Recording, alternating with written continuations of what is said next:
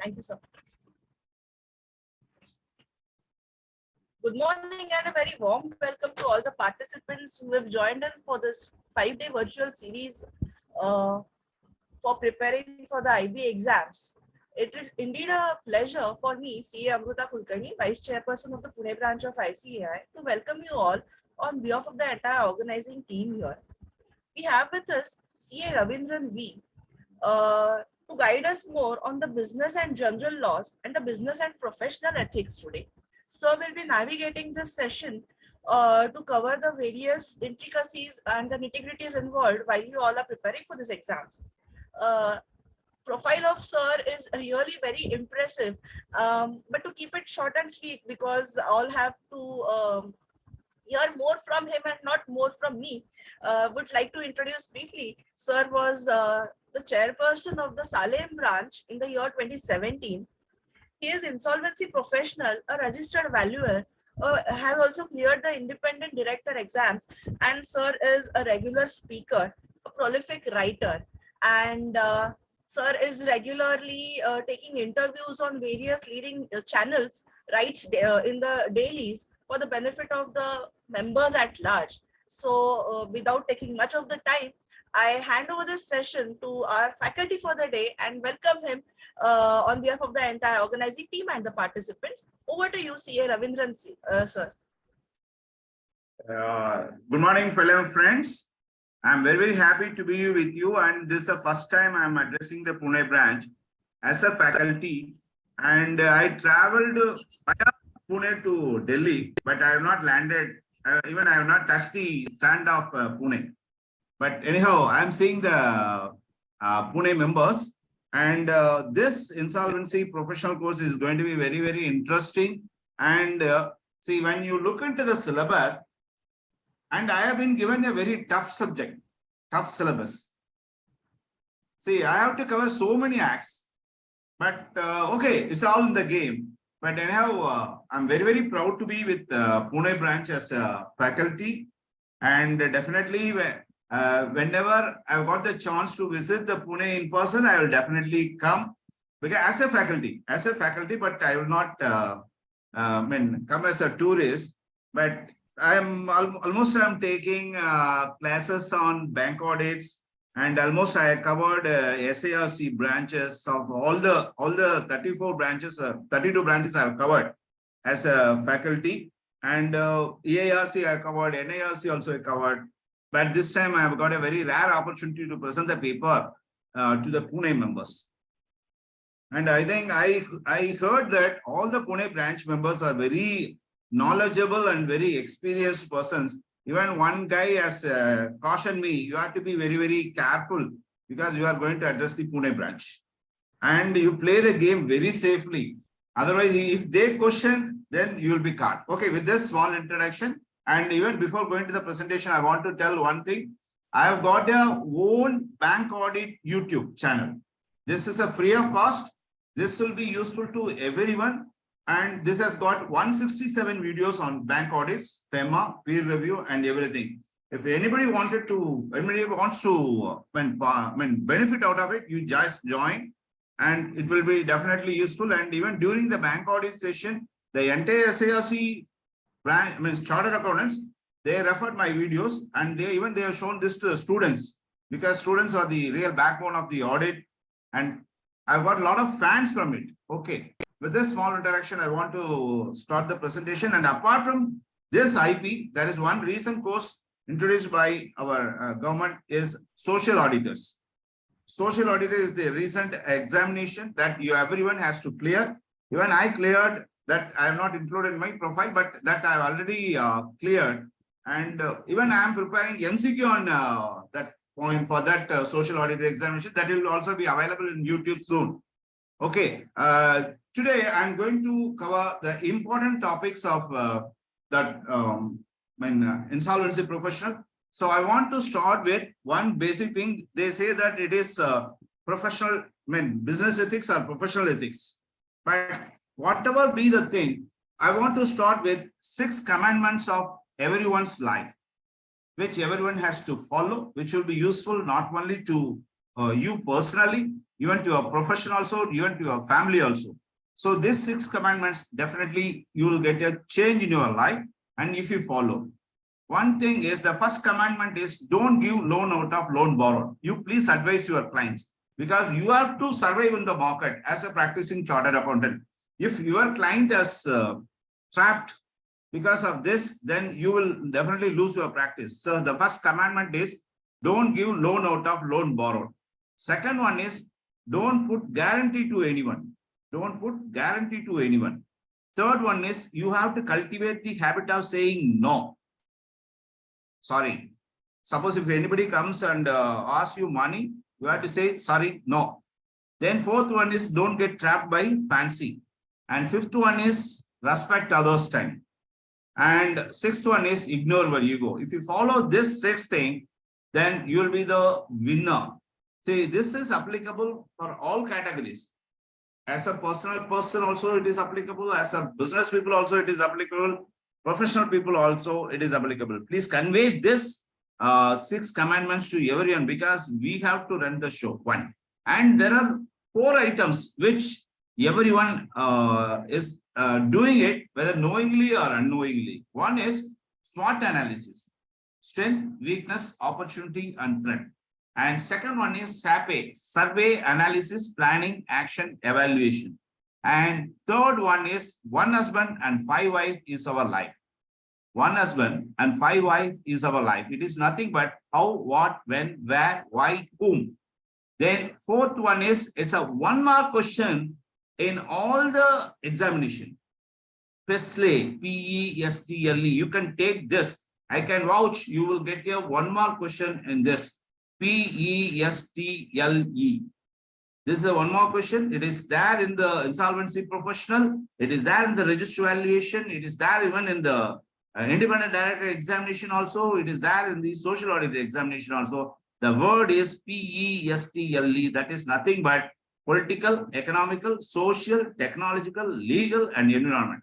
Now I have given the 1 mark question to you. That is, your 1 mark is guaranteed now. You will definitely get this question. And let me start with the MCQ on economy. And Madam Amuda Kulkarni asked me to share the PPT. Instead of sharing the PPT, I'll share the important item in Word format, because if you take this in the PPT format, it will consume a lot of pages, but I'll share what are the important areas I'll share.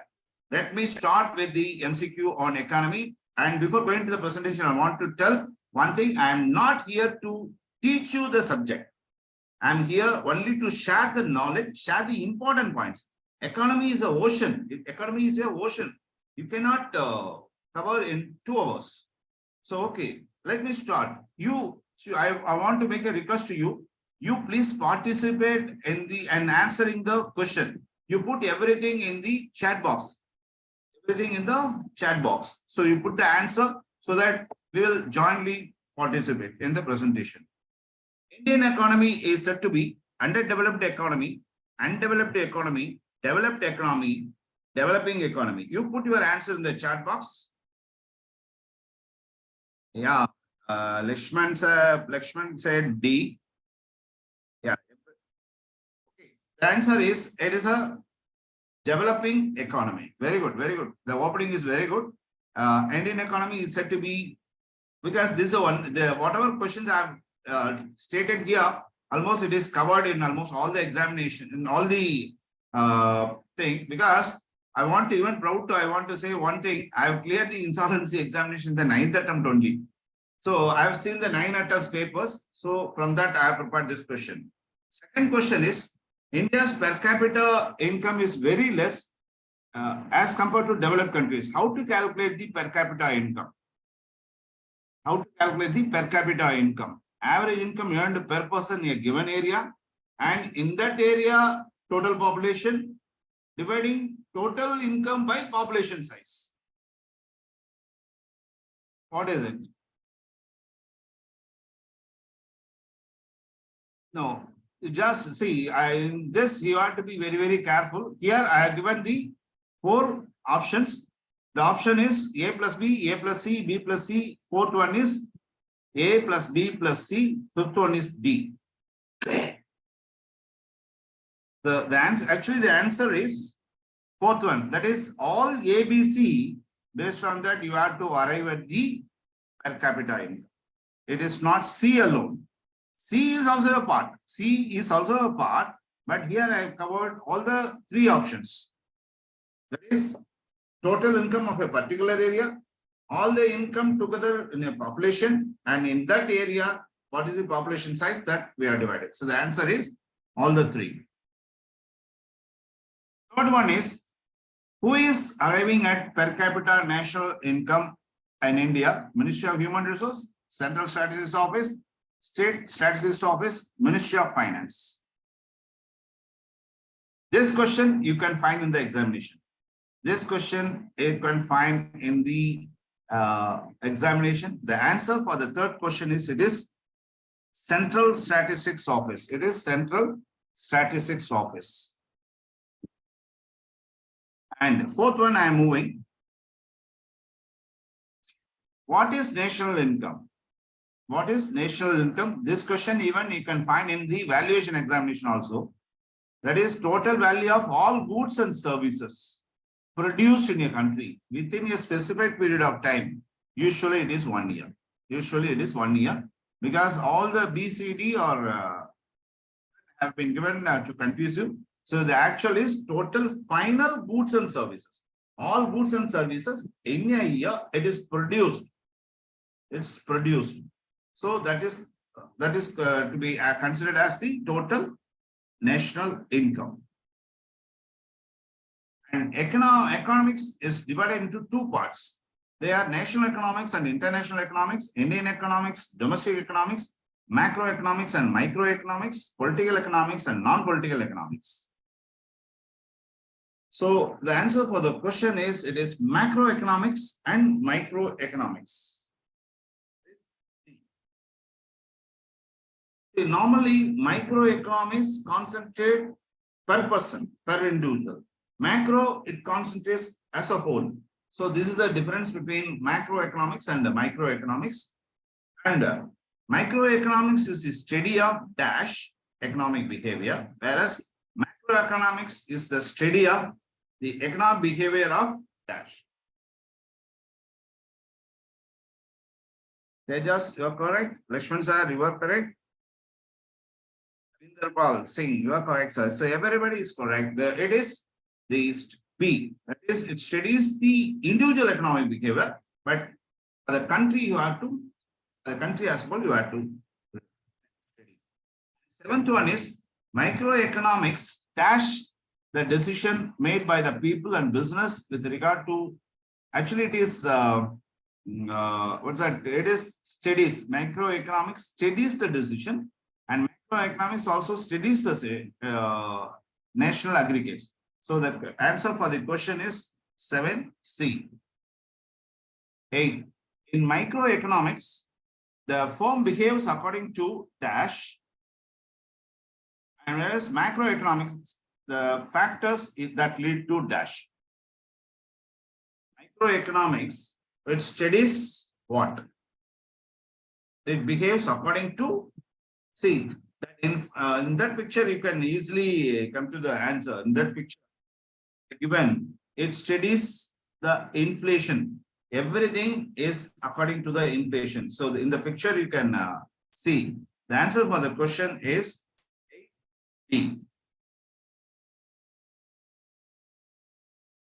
Microeconomics and macroeconomics are dash and have dash on each other.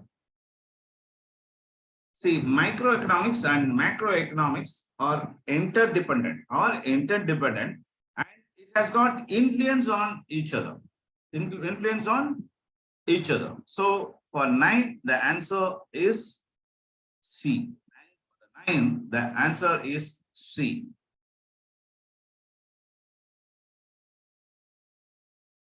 National expenditure is, I'll because it will take time, an expenditure incurred by the government towards production and services in a country. That is in that too in a particular year. So what is national income? It is production and services per year as a whole. the government. So expenditure is also the expenditure incurred towards output of production business in a country in a year. So for the answer, for the question number 10, the answer is A. Here, final goods are dash, whereas intermediate goods are used for dash. Final goods are dash, whereas intermediate goods are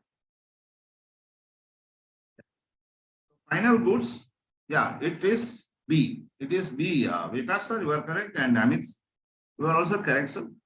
It is consumption and further. I'm just going little fast, and don't worry at all. This PPT I'll share to you, but we will participate in this. Next one is final goods is for final consumption by whom? Public, customer, government, country people. Who has to consume the final goods? It was to consume the final goods. It is a customer. It is a customer. Okay.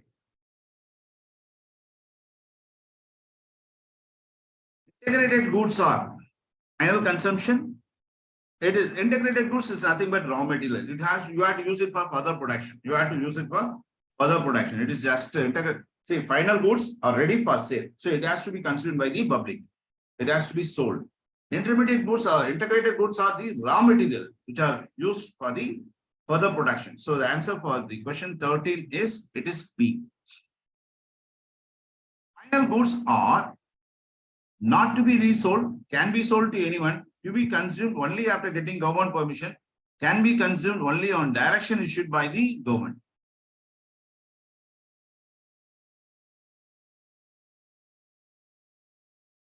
Final goods are not to be resold because it are selling it, so that amounts to business. But from the customer angle, you have to consume it. So it has you may not resell it. So the answer for the 14th question is not to be resold. Integrated production goods have to be used for dash. Integrated goods will be sold leading to production of consumer goods. So integrated goods, you have got a raw material, you have to sell it. You have to sell it to someone to make the further production. So the point is, yeah, it is not industry. It is not industry. It will be sold. You have got a raw material. You have to sell it, and it has to be consumed. Others they have to use it for further production. So the answer for the 15th question is D. This is one way GDP. Expand GDP. Gross domestic product, gross domestic price, gross domestic product, gross domestic production. So you will get one more question here. This is also one more question I got in my examination. Expand GDP. It is gross domestic product. It is gross domestic product. The answer is C. It is C. What is national NDP? What is NDP? National domestic product, net domestic product, net domestic price, net domestic production. See, don't get confused. Don't get confused. Don't get confused. It is B only. It is B only. Net gross domestic product, net domestic. Among these two, you may get one question. So that is why I have said X. So 17th, it is B. Yeah, you are correct. Now, GDP refers the total value of the goods and services. So you go to the national income definition. GDP refers the total value of the goods and services dash in a year. It is not consumed. It is not consumed. See, it is not consumed. It has to be produced. See, total income. Total income, you say the total value of goods and services produced in a year. So just like that, for that, here also total value of goods and services produced during the year. So the answer for the 18th question is, and I'll once again tell, I am not here to teach you the subject. I'm just uh, sharing the important questions to you, and you got vast knowledge than me, and because you would have forgotten the subject. GDP is always calculated on market price. What you see, how many prices are there? No? I will tell how many prices. See, when you go to the valuation. This is also one more question. There are one is guideline, the government guideline rate. This because this is also one more question you will get, but here I have not added here because I want to share this. Government, there is market value, fair market value, resale value, post sale value, guideline rate. Now recently it is called as insolvency value. Insolvency value also there is a one more question you will get. So all these types of valuation, the terms you should know. So here GDP is always calculated on the market price. GDP dash value of intermediate goods, transfer payments, second-hand goods, and goods dealt in parallel, that is a parallel economy. So this you can easily calculate. See, only for the first time, you have to consider the value of goods and services produced. After the production, it is already included in the GDP. Now, once again, when you calculate the GDP, you have to exclude. You have to exclude the same. So the answer for the question 20 is, it is B, because value of intermediate goods already it is suffered. Transfer payments, it's only a payment. It is not, there is no production in it. Then second-hand goods already, for the first-hand goods, they already considered. And you cannot estimate the black market economy. You have to exclude it at the time of calculation of GDP. So you have to exclude. The answer for the question number 20 is, it is B. 21. This I am going to skip. Factors of production. This question also you will get in the examination. What is the factors of production? So whenever you read the economics paper first time, you would have come out of this question. What is the factors of production?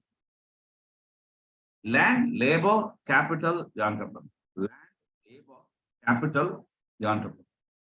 So this is first. Whenever we read the economics. This is the first thing. What is the factors of production? Land, labor, capital, the entrepreneur. So answer for the question number 22 is, it is A.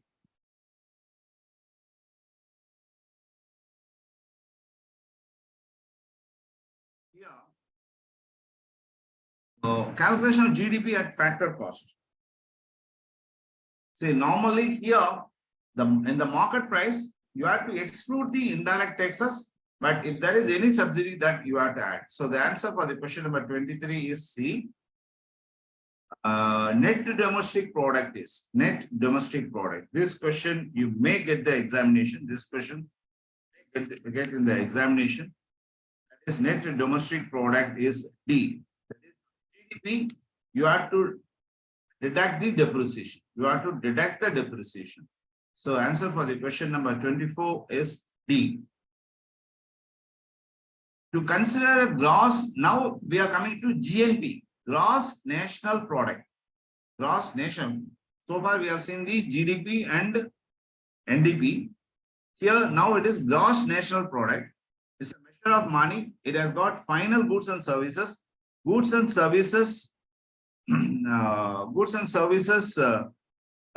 rendered in free, you are not supposed to take. Suppose if you are giving anything free, you are not. It will not be considered at the time of calculating the gross national product.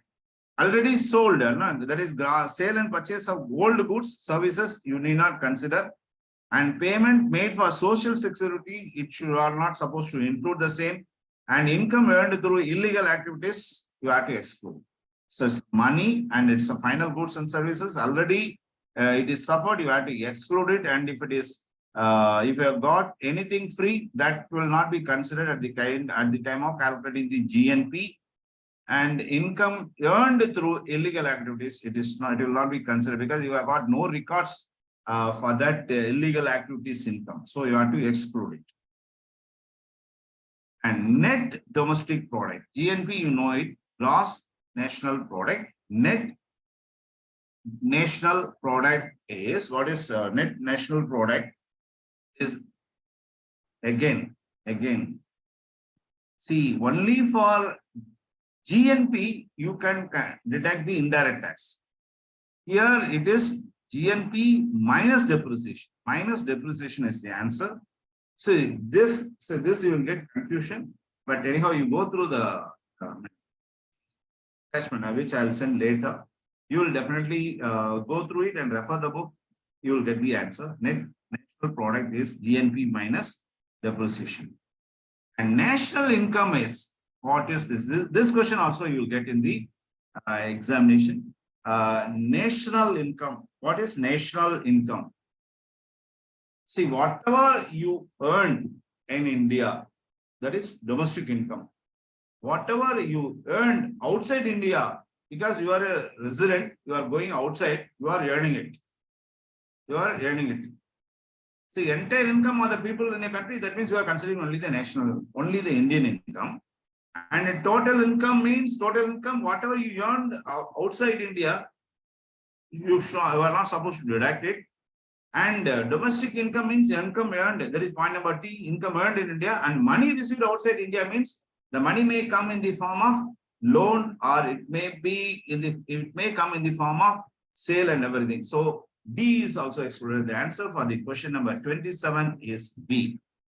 Indian income, whatever you earn in India and whatever you earn abroad, so that will be considered as the national income. LLP is more, yeah, that also VK sir, I'll consider that point also. If it is not available, I will share the PPT whatever I prepared to you. Because this here in this subject you will get some 3 questions. That's why I have taken this. You know about Companies Act, even I will touch the Companies Act also. And SEBI, I am going to share the PPT to you because I've got some 200 slides. If I take SEBI, it will definitely consume a lot of time. So this is what I planned. We are within 2 hours, I cannot cover the entire act. But anyhow, the maximum extent, I will share my PPT to you. Next point is this. I'm going to omit it. This, you know it. Same government, whether they are following single entry system or double entry system or receipts and payment system and cash flow system.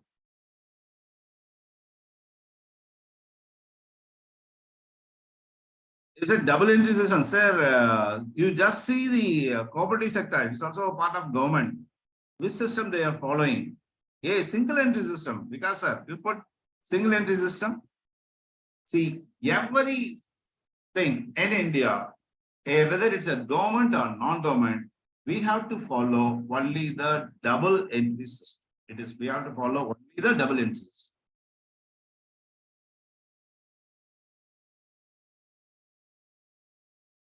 Economic growth of the country is measured by per capita income.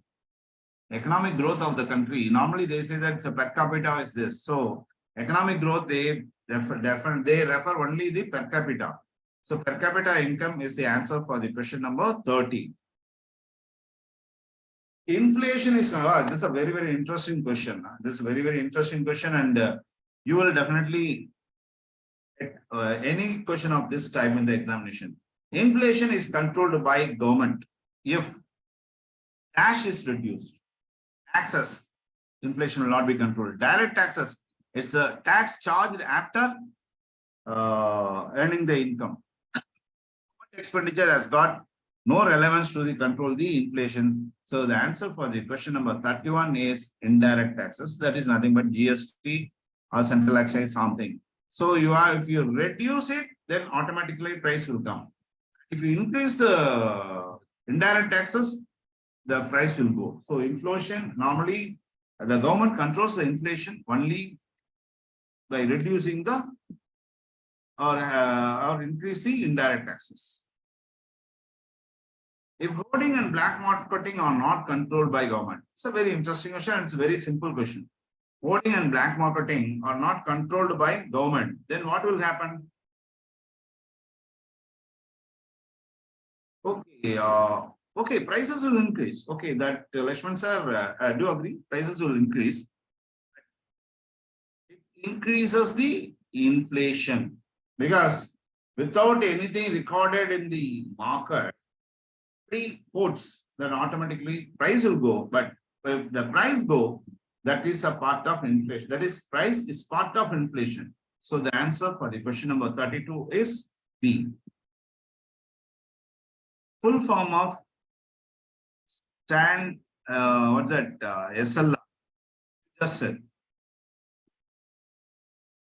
Standard liquidity ratio, statutory liquidity ratio, statutory lending ratio, standard liquidation ratio. Shankar Sai, you are correct. Atul, you are correct. Lakshman Sai, you are correct. It is statutory liquidity ratio. That is, the banks they can use cash, gold, or appropriate securities, whereas CRR has meant only for the cash. 33B, SLR. In a government, increase in administrative cost, increase in government cost of capital, and more dependence on indirect taxes are the reaction of. So suddenly government expenditure has increased, suddenly cost of capital has increased, even government has increased the indirect taxes. What it is the result of? It is a result of inflation. It is a result of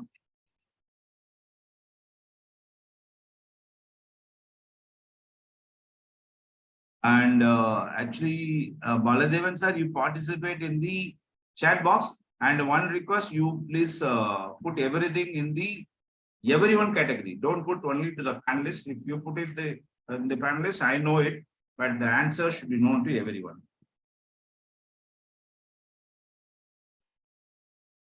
In order to arrive at the dash, bank maintains cash, gold, and securities before giving the credit. See that they say that you have to maintain this amount of cash. So it is nothing but statutory liquidity ratio, which we already discussed. So in SLR, the bank, they have to maintain minimum gold, minimum cash, and other securities before giving credit. Suppose if anything goes wrong, then the bank fund should be safe. Next point is, in order to arrive at the data, total percentage of deposit has to be kept in current account. To that extent, banks do not have access for any economic commercial activity. That type of ratio is statutory SLR, deposit reserve ratio, cash reserve ratio. See, I tell the important thing of this, because when there is a huge money is there, but a lot of lending is there, but people, they are not giving any production on something, so they want to make the credit squeeze. So what normally the government RBI say that you have to have, say, instead of 10%, you have to keep some 20% in the deposit. So if you put the amount of 20% the deposit, the bank funds are restricted. So only 80% they have to lend. Instead of 90%, they have to lend only 80%. So credit squeeze. So this CRR plays a very, very important role in credit squeeze. And primary deposit, okay, I'll go with this. This you will get the Indian economy. In Indian economy, what's that? Dash principles are followed. Indian economy, it is in India, we are following the mixed economics. So the answer for the question is 41C. So this I have already said. This question you will get. And the fourth thing, political, economical, social. P stands for political. Our life is being governed by political. We have to be economically sound, and we need social status, and we are technology controls us, and we have to follow the legal system, and our working should be in a good environment. The answer is political, economical, social, technological, legal environment. Of 5 questions in the examination, I got the same thing at 3 papers. Because why I said I've cleared the IP in the 9th attempt. So I've gone through the entire 9 papers. So this is one of the important questions that you have to take note of it. Expand Presley. And normally household expenditures are being contributed by whom? It is out of gross domestic savings. It is gross out, Pallavi, you are correct. It is out of gross domestic savings. Private sector has got dash share in the national income. And that means whether this sector contributes income to the country, whether it is a private sector, that is whether it's a maximum or public sector contributes. Not optimum, it is not optimum. It is maximum income because there are the government jobs, government contribution, income earning from the government is very, very less because government cannot earn anything. Government only spends. So the people from government, they earns very less, but private sector, they contributes more share to the national income. So the answer for the question 44 is, it is B. Who is responsible for the fiscal policy? Among this fiscal policy and mandatory policy, you will get one question. So how to remember this? I'll tell. F stands for Finance Ministry. F stands for Finance Ministry. Once if you confirm fiscal policy, then monetary policy is being followed by the Reserve Bank of India. Is being prepared by the Reserve Bank of India. So answer for the question 45 is, who is responsible to prepare fiscal policy? F stands for Finance. So Finance Ministry. It's very easy to remember. It is responsible for the monetary policy. Monetary is money. It is nothing but Reserve Bank of India. Reserve Bank. In this manner, you can remember F fiscal policy and monetary policy. Among these two, you may get a question. You may get a question. So fiscal policy, F Finance Ministry. Monetary, so money. So money comes from Reserve Bank of India. So the answer for the question is 46. Now I am going to 47. Repo rate. So it's also another very interesting thing. See, when government increases the repo rate, automatically all the deposit rates increase, all the loan rates also will increase. Reduces the repo rate, that means the deposit rate will come down and loan interest rate also will come down. So repo rate means it's a loan, short-term loan. It is not a long-term loan, short-term loan given by RBI to the banks. Short-term loan given by so short-term loan given by RBI to banks and its percentage. Actually, Reserve Bank of India, they are lending money to commercial bank and the interest rate is called as repo rate and the loan is short-term loan. And what is reverse repo rate? Reverse repo rate. That is banks, they are giving short-term loan to RBI, the interest rate. That is called as reverse repo rate. The loan given by RBI to bank, it is called as repo rate and it should be short term. It is reverse repo rate means they are giving money to RBI. So it's a short term. The interest charged by the commercial banks on RBI, that is comes under the category of reverse. So A, short term loan given by commercial banks to RBI. Is it clear? Repo rate and reverse repo rate. Finance, that is fiscal policy and monetary policy. You can see among these four, you will get one question. Among these four, you may get, I cannot say you will, you may get one question. So this I will skip. Okay, this is what I want to say about the economics. I think if you are comfortable with my presentation, say yes. Otherwise, I'll change my style of presentation. Going for the next slide, just hold on.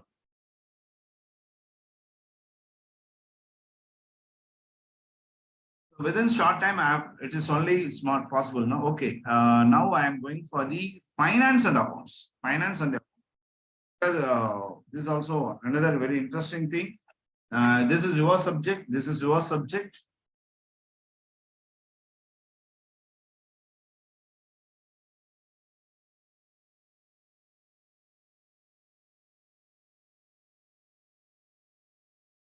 Amit, definitely I'll share it is not, I'm not going to share the PPT. I already prepared the word question and answer. I'll definitely share it. Don't worry. Because I want to see the benefit should reach all the members. You have to become, I also want to see, or even I want to say that you have to be uh, a, insolvency professional just like me. And I want to say one thing, I have not practiced, I have not started my practice in my insolvency, but I've taken a lot of classes in insolvency on all subjects, and I helped the members to come up. Please, I definitely will share, sir, no problem. I mean, and this is a MCQ. This is a MCQ on finance and account. This is your area. I think I will take only less time because you are all master of accounts. Service charges are charged by the bank. Those service charges are called as bank remittances, bank expenses, processing expenses, and bank charges. Service charge, see, processing charge, only when a loan is sanctioned, processing charges, service charges or bank charges. Okay. That from the customer angle, it is called as bank expenses. Is it correct? No. The check collection charges, DD issuing charges, what's that, other processing charge. Even sometimes you have to pay some inspection charges, stock audit fees, everything you have to consider as the bank charges. There is a difference between bank statement and cash book. The reconciliation process is called as, what's that? Cash verification statement, bank rectification statement, bank verification, and bank reconciliation statement. We know that it is BRS. What is BRS? It is bank reconciliation statement. It is 2D. So just a revision. We have already cleared the examination from 10 years back. So we have to get some revision on it. When cash is debited, cash is debited, bank account is credited. When cash is withdrawn from the bank and the journal entry is called as, journal entry is called as contra entry. It is called as, and multiple accounts are involved on a particular day. The same day you are passing the entry as a journal, and that entry is called as,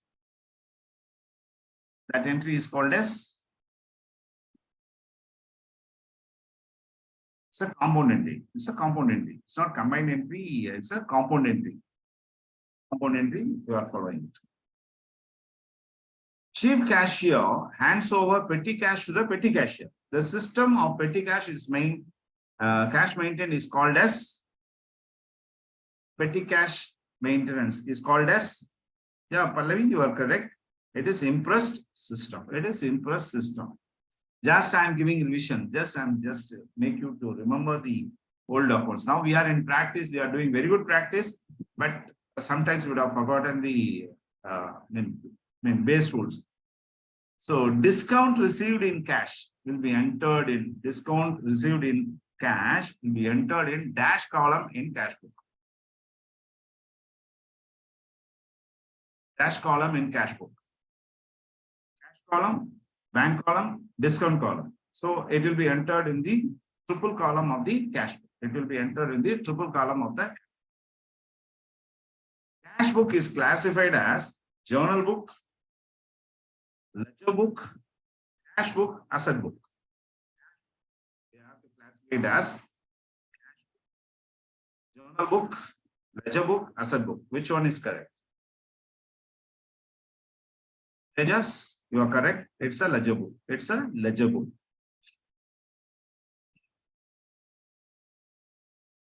A rental income of 10,000 is shown on the credit side of the P&L account, and rental income is classified as personal, real, nominal. Which one is called? Rental income is called as, the rent you cannot see. Say person means individual. Real means you can see. Nominal you cannot see. Rent you cannot see. So it comes under the category of nominal income. Rental income is to be treated as nominal income. Yeah, Pallavi, you are correct. Debit what comes in, credit what goes out. So debit the receiver, credit the giver, debit what, debit expense, debit credit, that is debit what comes in, credit what goes out, debit expenses and losses, credit income and gain. Debit what comes and what goes out, it is 9. What is it? Personal, real, nominal? There are 3 rules. Personal is debit what comes, debit the receiver, credit the giver. Real is debit what comes in, credit what goes out. And PRN, nominal. Nominal is nothing but debit expenses and losses and credit incomes and gains. So the answer is 9B. Debit expenses and losses, credit income and gain. It is the rule of. It's the rule of. They just correct. Nominal amount. You are also correct. And insurance is paid. Insurance is paid. It's an expenditure. Personal, real, nominal, and journal. Insurance account is a nominal account. We are just showing. Just I am giving you the revision. I'm not teaching you. Just I'm just giving the revision. And bank deposit made is an example of dash. Real, nominal. It is not personal, nominal. It is not an expenditure. It is an asset. You can see the asset in the form of real thing. So bank deposit is the real account. It is a real account. Assets are examples of personal, real, nominal, journal. Those are examples of real. Yeah, it is real. It's a real thing. Choose the incorrect statement. So this is in this manner they will ask the question. Choose whether whether this is correct or not. That is a thing. They say that choose the incorrect statement. Incorrect statement. It is not correct statement. Journal book is the original entry. Ledger. See, when you start an entry, it starts from the journal. So it is the correct answer. Journal should be in the chronological method. Yes. Ledger should be analytical. That is also true. So you cannot start the ledger directly. You cannot start the ledger directly. So the incorrect statement is ledger is a book of original entry. That is incorrect. I have received a question from 1 second. So I have received a question from Sandeep. I'm curious to know whether IBC will give these kind of basic questions. It's quite a tough examination right now. Days. Please correct me. It is, sir, Sandeep, sir. You are absolutely, or even I can say that partly you are correct. It's not a tough examination. Just if you are, even according to me, if I got a general knowledge, general reading in the newspapers, almost we can cover 50% of the questions. It's all general. With reference to code, you have to prepare a chart. You have to prepare a chart. You can easily do it. You can easily do it. Now the importance they are giving to the, case studies. Case studies. Case studies are some examples based on the base points.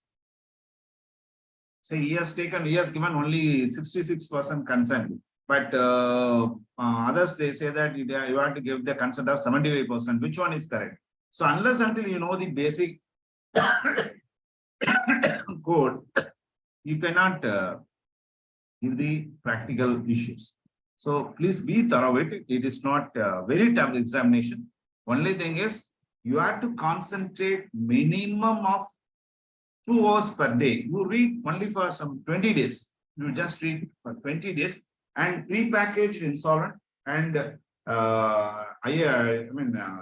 CARP are one and the same, almost one and the same. You just, if you are thorough with CARP, then pre-packaged insolvency thing, that is also very easy.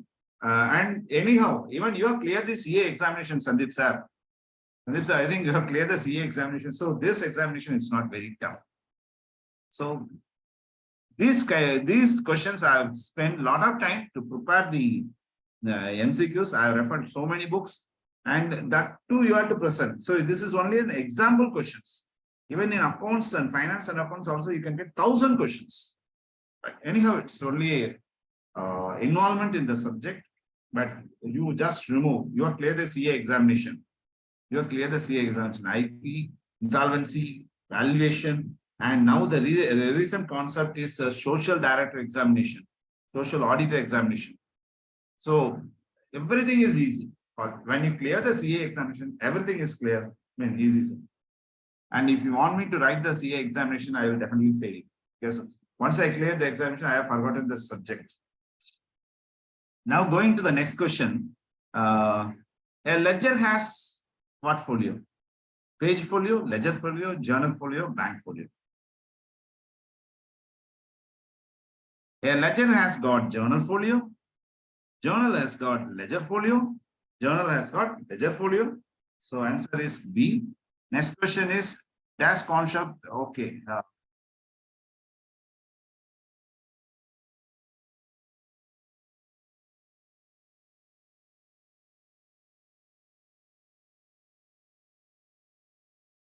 So these questions I'll share because for want of time, just I'm skipping the thing.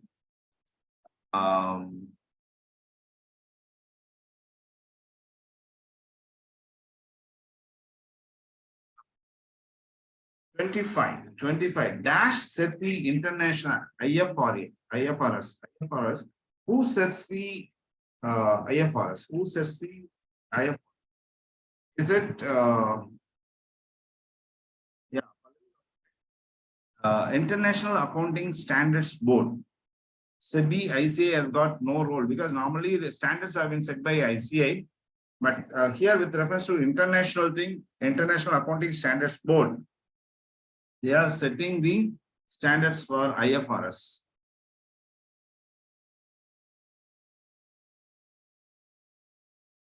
So these are basic things. Okay, here which statement is correct? The question is which statement is correct? Bookkeeping is part of accounting. Normally, accountancy is part of bookkeeping. Bookkeeping is part of accounting. So the answer is bookkeeping is part of accounting.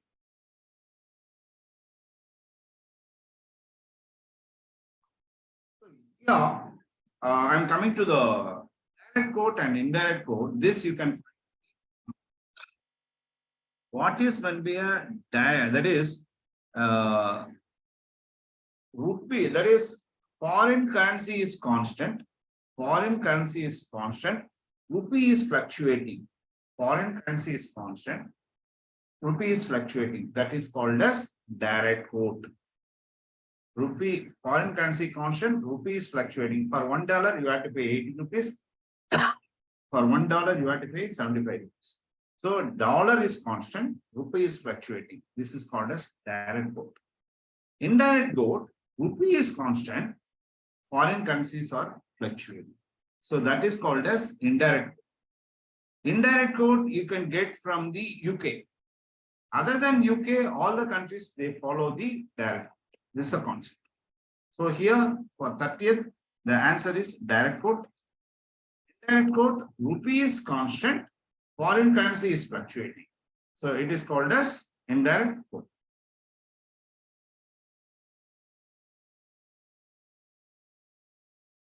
Shares are freely given to the existing shareholders, and those shares are called as free shares given to the existing shareholders. This is called as, I think everybody will be a master in it. It is bonus shares.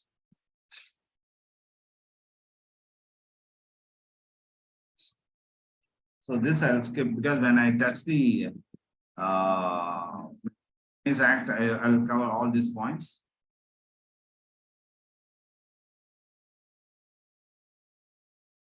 So this is what I want to say about the finance accounts. Whatever I skipped, that is there in the Companies Act. So when I started my Companies Act presentation, you will get the questions.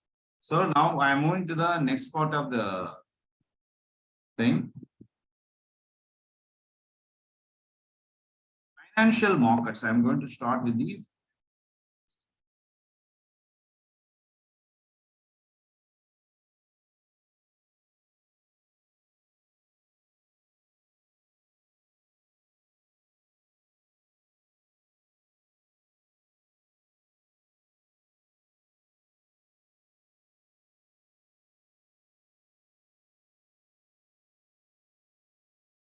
Financial markets, is my PPT visible, sir? This one. My Yes, sir. visible? Yes, sir, it is visible. Financial markets refer broadly to any marketplace where dash of securities, thus including the stock market, bond market, forex market, and derivative markets, among others. It is nothing but trading. In financial markets, you can trade. You can trade. Financial markets is very vital to have smooth functioning in capitalist economies. It is very smooth in the capitalist economy. Allocation of resources and creation of resources, creation of liquidity for business and entrepreneurs are possible at financials. Just I'm telling the answer because I'm going to share this PPT. Important thing I'll explain. And financial markets create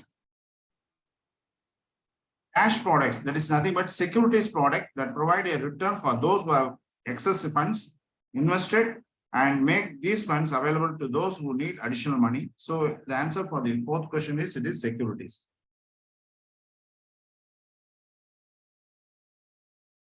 Buying and selling of numerous types of financial instruments, including equities, bonds, currencies, and derivatives are possible only at the financial market. Only at the financial market. Market is the financial market that enables investors to buy, sell public traded companies. It is the stock market.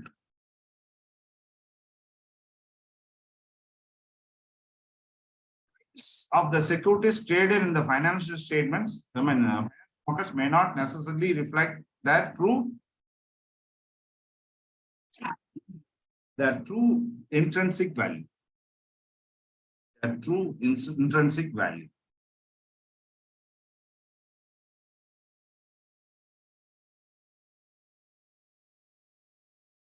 And dash market is decentralized market which does not have physical location.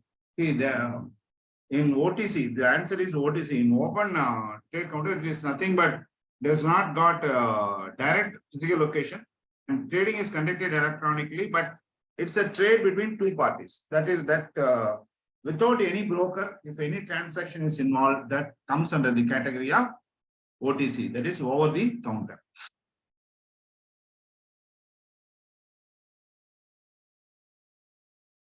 A dash security in which the investor loans money for a defined period of, say, he has given the money for a defined period, interest rate. So this is called as bond. This is called as short-term securities. This question you can get.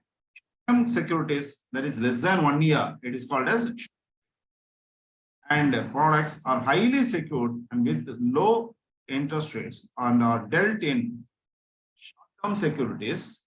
Exchange only shares are sold. Bank, there is no question called bank market. Financial market, in financial market, both short-term and long-term are dealt.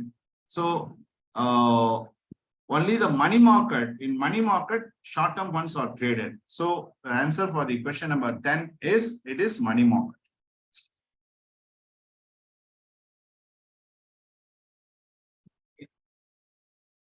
A derivative is a contract between two or more parties whose value is based on the agreed underlying financial assets or set of assets.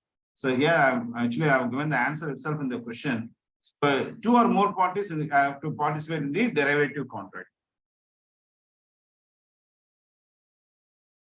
A dash is a market is where successful business model in one location and copy it in another location. It is, you can easily understand. There is a one business model. You have to create one additional thing, equivalent. It is nothing but clone. It's nothing but clone. So here, this question, you will get confused. Financial market, I already said, it comprises of money market and capital market. If you say money market or capital market, that means either of this, either of this. So when you read the question, you have to be very, very careful. Either money market or capital market and the capital market.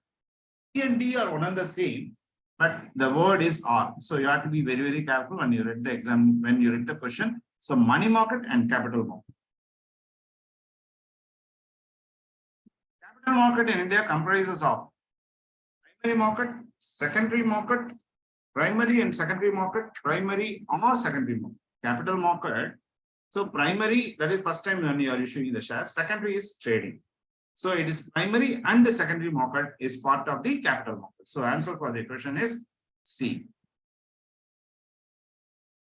Secondary market in India comprises of secondary market in India. So whether you are dealing with broker or not, you can also deal with the broker. You can also deal with the without broker also you can do it. So the answer for the question is it is D. So this is where we get confused. So secondary market.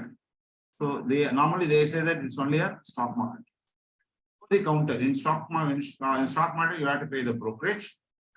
You see over the counter there is no brokerage, but both are to be termed as the secondary market. The middleman in stock exchange is called as intermediaries, broker, agent, and middleman. You can put it. You can easily put it. Middleman. It's nothing. That is, we are paying brokerage. So it's called as broker. 16B. This question you will get in the examination. In one of the examination, I got this question. So that's why I put this question here. Equities are the dash of the shares issued by. Equities are price, value, cost, investment cost. Equities are the value of the shares issued by the companies. Value of the shares issued by the.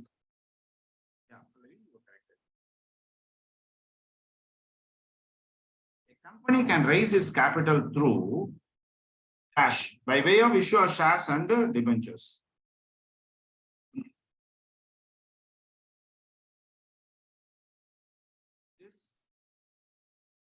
The company can raise its stock exchange, open market, primary market, and capital market. Through capital market, they can raise the company can directly sell shares by way of issue of to the public. Directly purchase the shares from the company, and the type of market is called as a company for the first time it is issuing shares. That market is called as a company is issuing the shares only through the primary market. Only through the primary market. So answer is secondary market is dealing in shares. After issue, the secondary market. Primary market for the first time you are issuing the shares. In a recognized stock exchange, only authorized persons are allowed to sell and buy the shares through brokers. Where the brokers are involved. Recognized stock exchange, only authorized persons are allowed to sell and buy the shares. So it is secondary market. It is secondary market. All types of securities are allowed to be operated in a recognized stock exchanges, whether this statement is correct or not. In recognized stock exchanges, only the listed shares are allowed to be traded. There are unlisted shares also. It will not be allowed to be traded in the stock exchange. So that the question number 21 is, it is D. Only the listed shares are allowed to be traded in the stock exchange. Capital market is being regulated by whom? See, what's the difference between capital market and money market? I will tell. Capital market is a financial market in which long-term funds or equity-backed securities are bought and sold.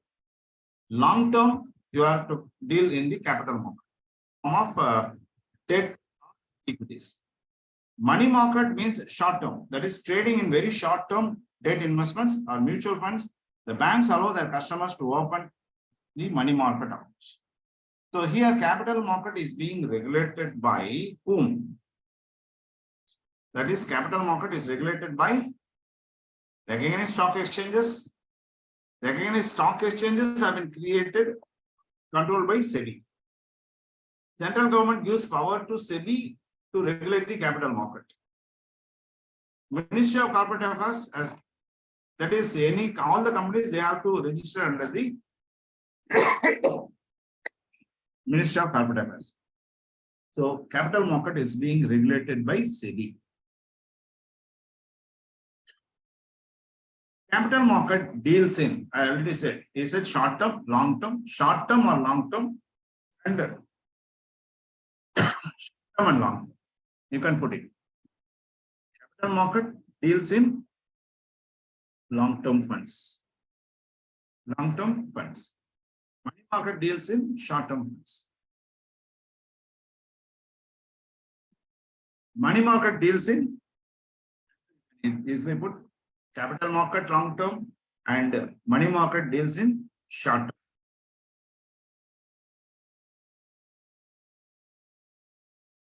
Fixed places are there for and not for dash.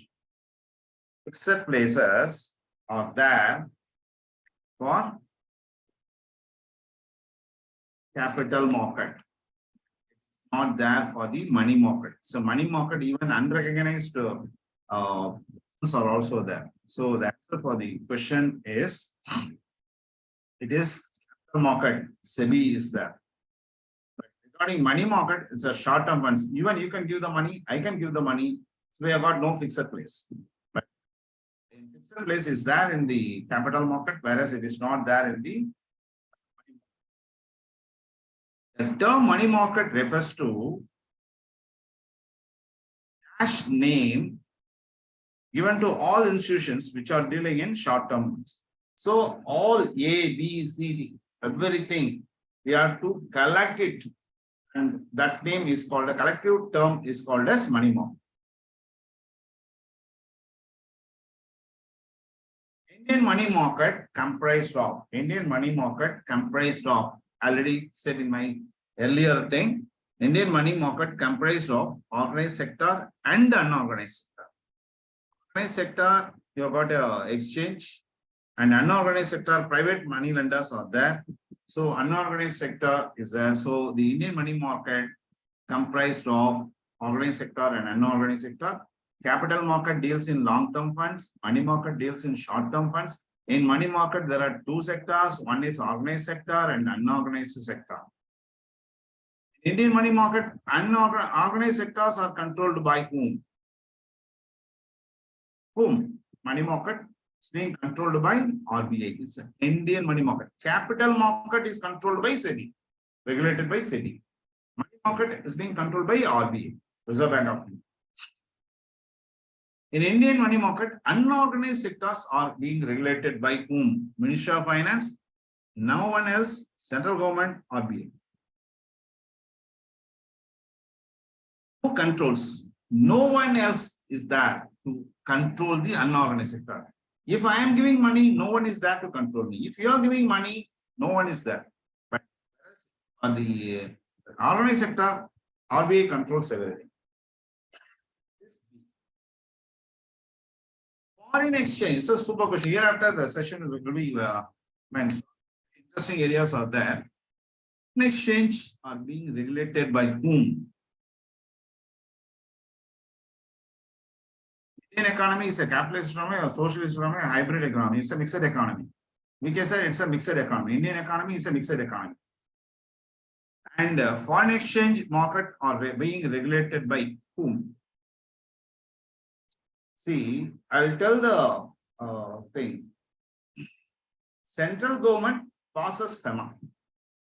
In FEMA, it gives power through FEMA. It goes power to RBI to control the foreign exchange, because central government cannot directly go and control the foreign exchange. So central government passes FEMA in the parliament. In FEMA, the power is being given to the RBI. So in FEMA, the power is being given to the RBI. So this foreign exchange is being controlled by RBI. So this is a thing. One thing is central government. I mean, it creates FEMA. In FEMA, it gives power to RBI to control the foreign exchange. So for this, the question is answer for the foreign exchange market are regulated by, but RBI controls the foreign exchange. So the rule and everything is being formed by central government through FEMA. Power is being given to RBI. So the answer for the question for our foreign exchange market are regulated by FEMA. The FEMA authorized dealers license has to be approved by. See, now RBI comes into the picture. RBI is a person who has to do license to the authorized dealer. RBI is a person. Hybrid is mixed. Hybrid is mixed. So we can say it is the normal economy term is mixed economy. Macro, mixed. It is not hybrid. Hybrid also, if the question says hybrid, you can put hybrid. But the correct term is mixed economy. Under FEMA, authorized dealers license has to be approved by RBI. See, the base is central government. It passes the FEMA, Foreign Exchange Management Act. In FEMA, the power of monitoring is given to RBI. So the RBI gives license.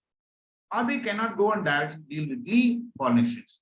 So it appoints some mediators. That mediator is called as authorized dealer. So the license has to be given by RBI to the authorized dealers. So the answer for the 31 is C. Yeah. Baladeva sir, you are all correct. Authorized dealers license may be cancelled, revoked, or refused by whom? Who has given the license? The license is being given by the Reserve Bank of India. So he has got the power to cancel, revoke, or refuse. So answer for the question number 3. You will get one question among this portion. There is 10 areas. You will get at least one question. Exchange rate depend on economic policy of the Indian government, economic policy of the foreign government, demand and supply situation in the country, and none of the above. Suppose you will get a very big demand for the dollars. You will get a very big demand for the pounds during the month of March, April, May, because lot of people in India, they are going abroad. So if you are going to USA, you have to spend only in dollars. So you have to go to the authorized dealer, and when you place the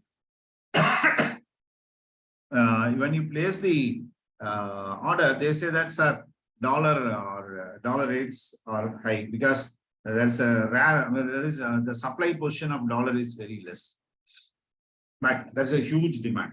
So the exchange rate, sir, if you want dollars, you have to pay 82 rupees. And if the dollar is available in abundant, then this 82 will become 81. And that is why they say that the exchange rate depends on the demand and supply portion of the currency.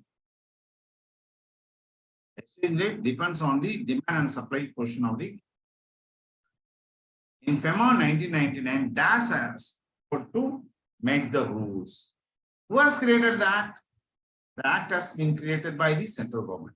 So whatever is there to make the rules, it has to be passed only by the Reserve Bank of India. They have to implement the rules. The rules have to be framed only by the central government.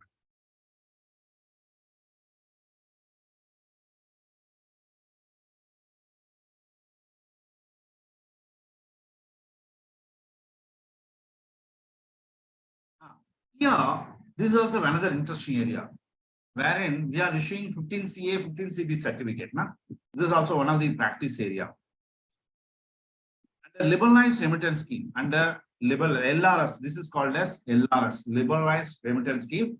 Only an individual includes minor, they can transfer the fund from India to abroad, NRO account or NRE account, I mean, depends on the account holding. 2,50,000 US dollars or equivalent amount.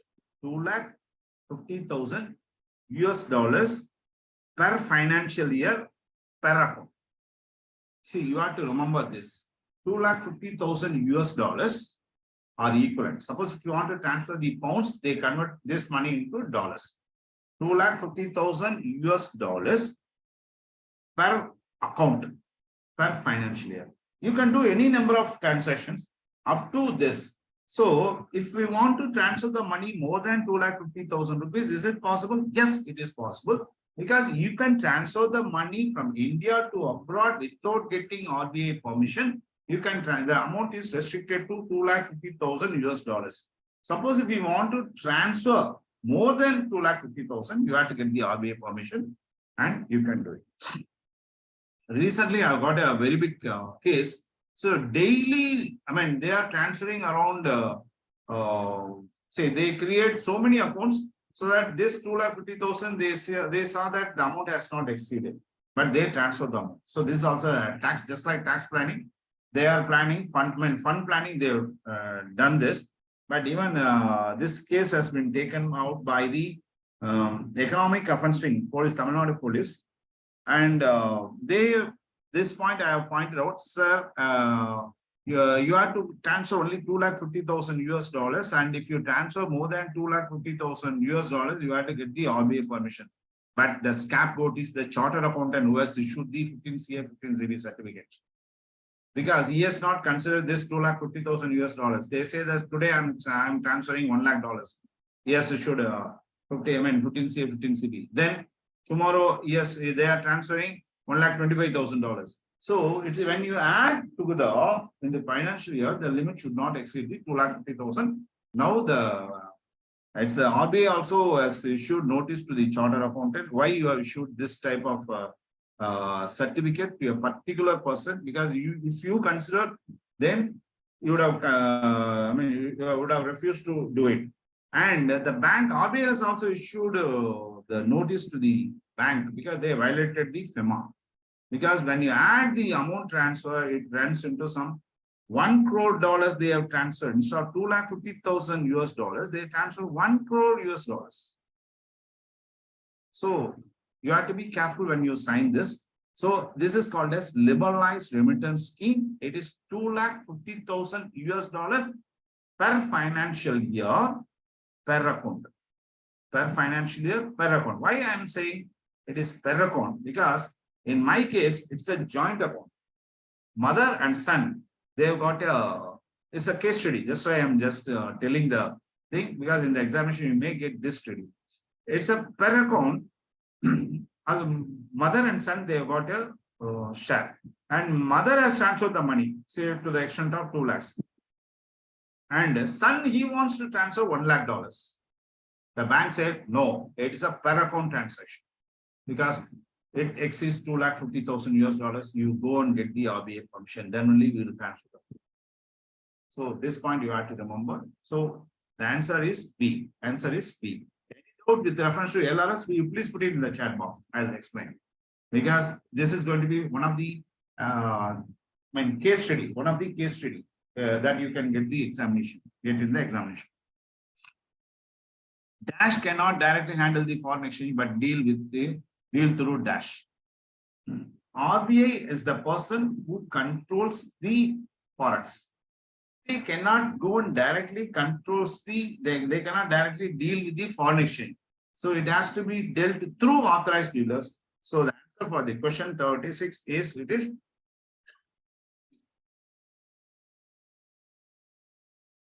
foreign currency accounts are no-show account, worst-show account, low-row account, all the above. The answer is all the above.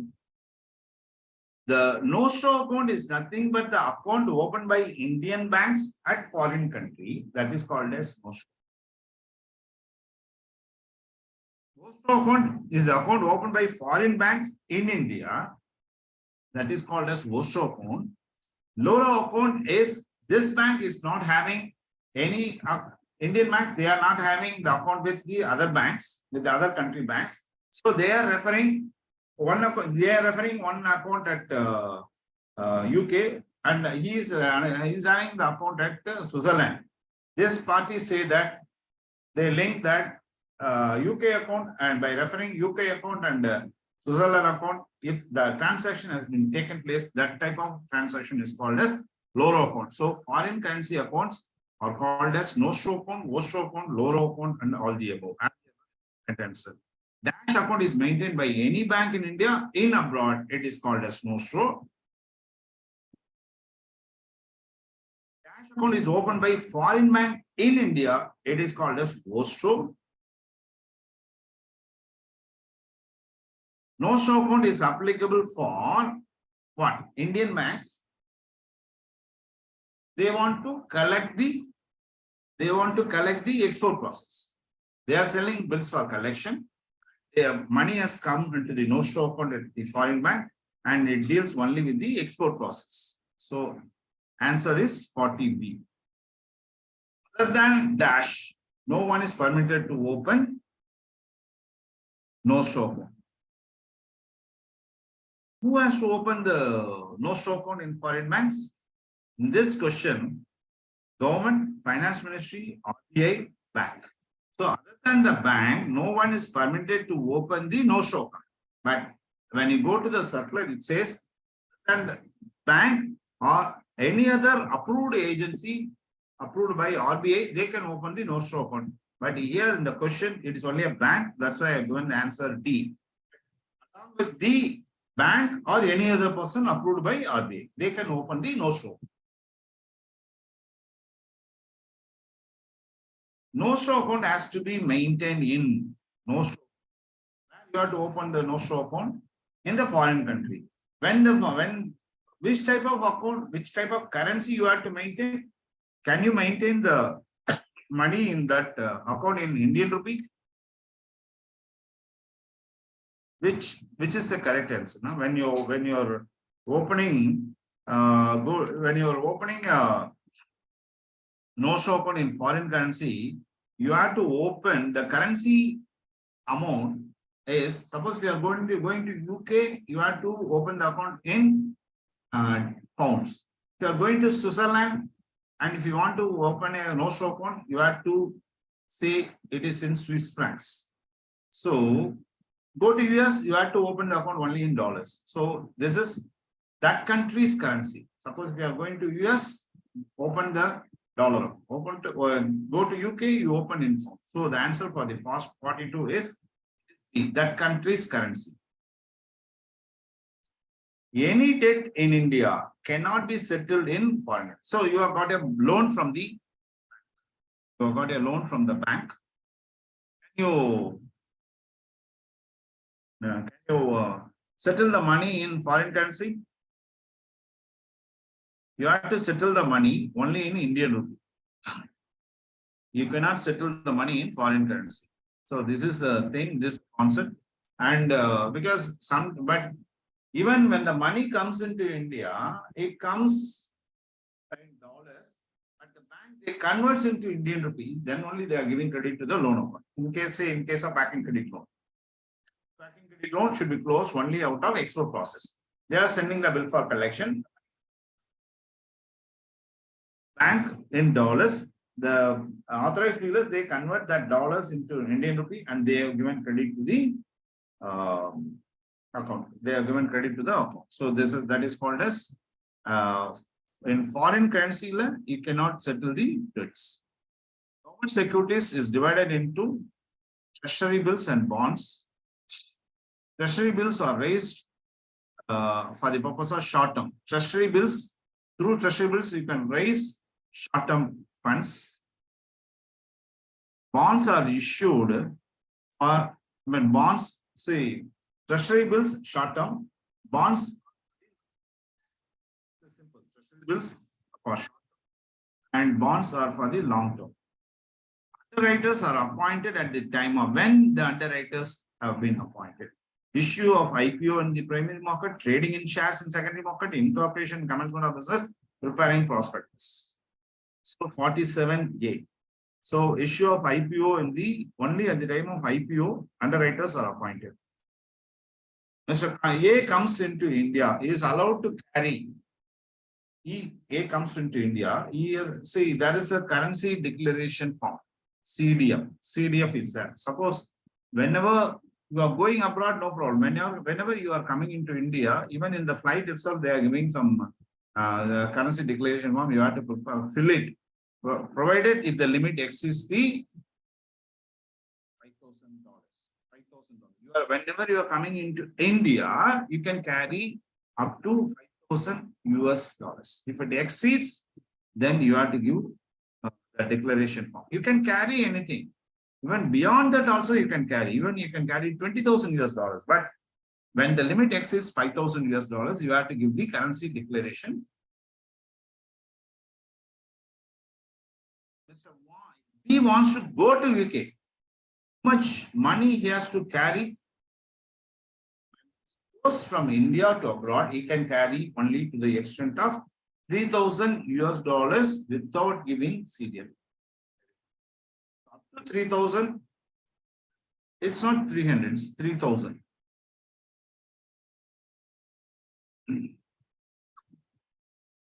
Yeah, 3,000 is correct. Yeah, yes, correct. Pallavi, see, suddenly you put 300. The reason I went to US to meet my daughter. I have carried $1,000. So since you put 300, I got shocked. On seeing this, I had taken $1,000, but it is not $300, it is $3,000. So abroad to India, 5,000 you can bring. India to abroad, you can carry only $3,000 US. In foreign market, forex market under FEMA, who has defined the person resident in India or person resident outside India? Let's define this. Under Income Tax Act, NRI is defined, but under FEMA, who controls is the status of person resident in India? India is being defined by RBI. Defined by RBI. And this is what I want to say about the finance market. Now I'm just hold. I'm going to start with Companies Act.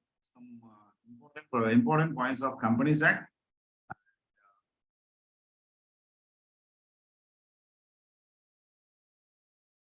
This master and just it's a revision, and definitely you can everyone. I think everyone can easily participate in it.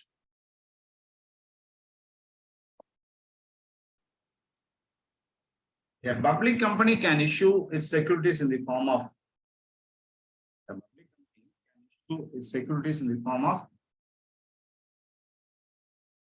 placement through prospectus. Private placement, it is possible. Rights and issue. The answer for the first question is it is D.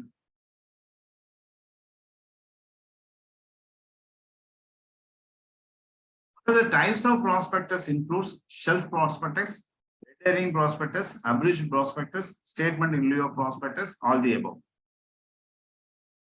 All the above. That's the correct answer. Shelf prospectus is highlighted, and I'll skip this. Red herring, okay. All theoretical. This since I'm going to share this, you can go through this and you can easily find. And in India, Indian company wants to issue shares across the globe. It can be issued. It can be issued in the form of ADR, GDR, IDR, and none of the above.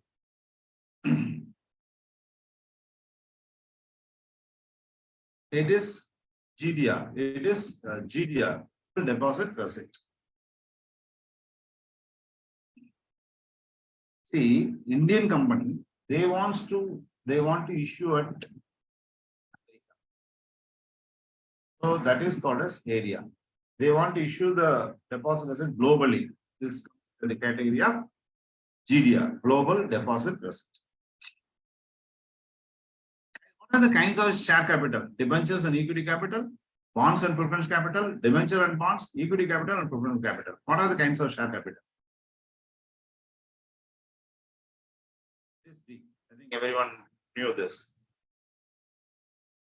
Share capital of the company include interest, fixed deposit, stock, and furniture.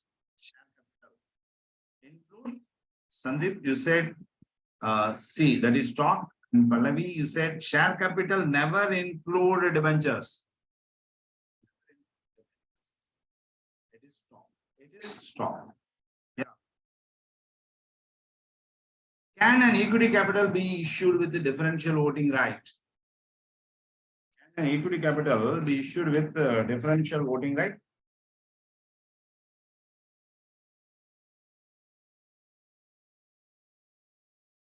Can an equity capital be issued with differential voting right? Yes, it can. They can issue with the differential voting right. Shares or debentures are. It's a very, very technical question. This question I have got in the examination. See, initially I have prepared this question without referring the examination paper, but in my examination, it has come. It is not a immovable property. So immovable property concept ruled out. It's a movable property, but it is transferable. So that yes, it is B. Transferable, movable property. Shares with differential voting rights. All these four conditions you have to fulfill. Can an existing share capital be converted into shares with differential voting rights?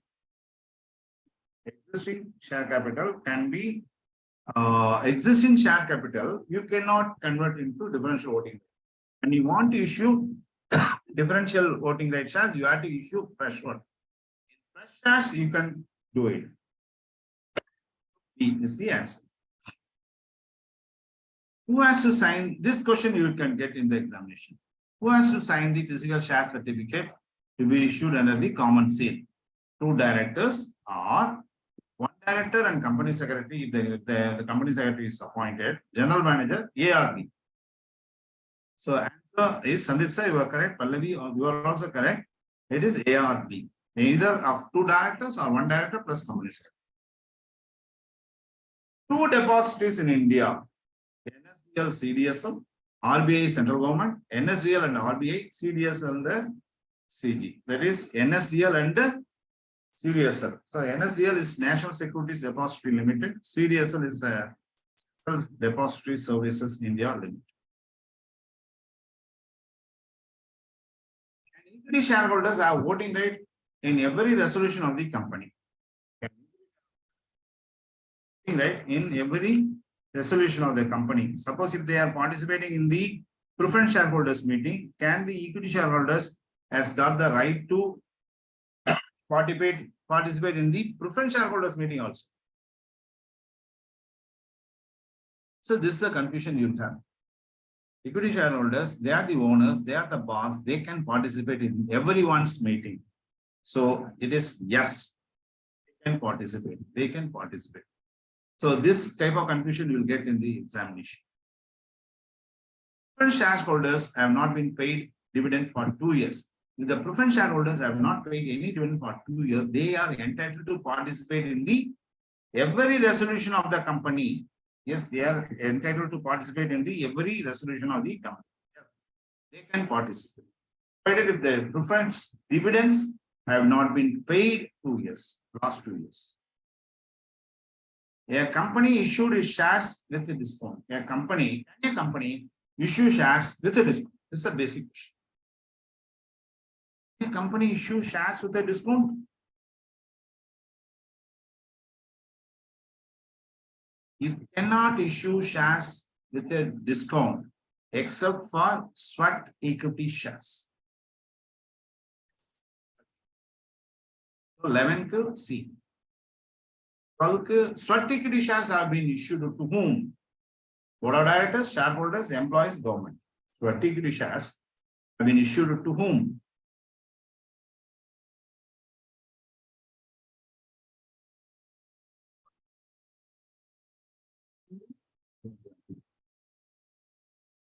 C, it is employees.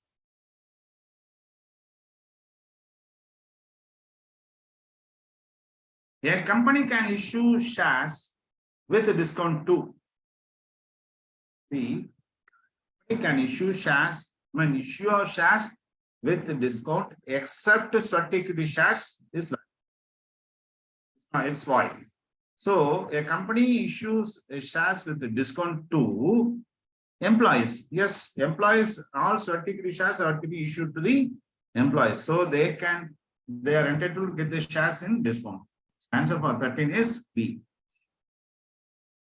So sweat equity shares cannot be issued within 1 year since the date of commencement has started.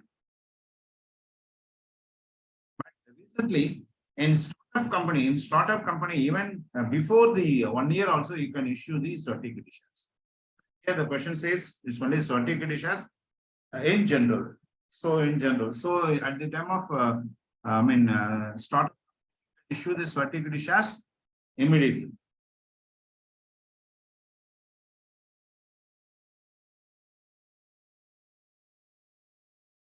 Preference share capital should be redeemed out of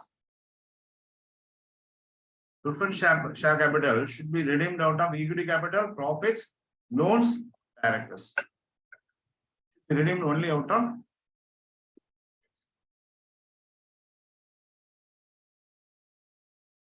bonus shares shall not be issued in lieu of bonus shares shall not be issued in lieu of dividend should not be issued in lieu of dividend. And just giving the revision, sir, you are when you are a master in the subject. I'm just touching the important points only. What is the gap between one buyback and another buyback? What's the gap between one buyback and another buyback? 3 years, 2 years, 4 years, 1 year. So the gap between one buyback and another buyback is only 1 year. It is only 1 year. Differential types of debentures, all the above. It is all types of whether secured or unsecured, convertible, non-convertible, redeemable or non-redeemable. So these are the different types of debentures. And no company shall issue. Okay. So what is meant by amalgamation? Amalgamation is two companies or more join together and form a new company, that is called as amalgamation. And absorption is one company is going to be taken over by another company in the same at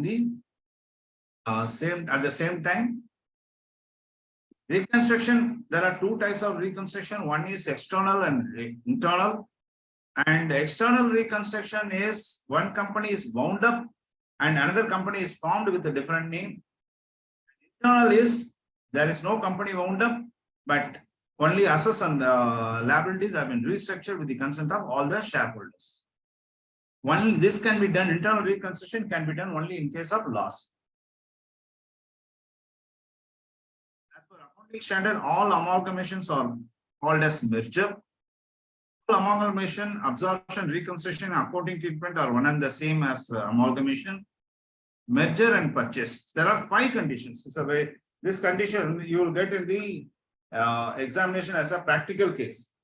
There are 5 conditions to say one account as amalgamation. All assets and liabilities have to be taken over by the new company. One condition.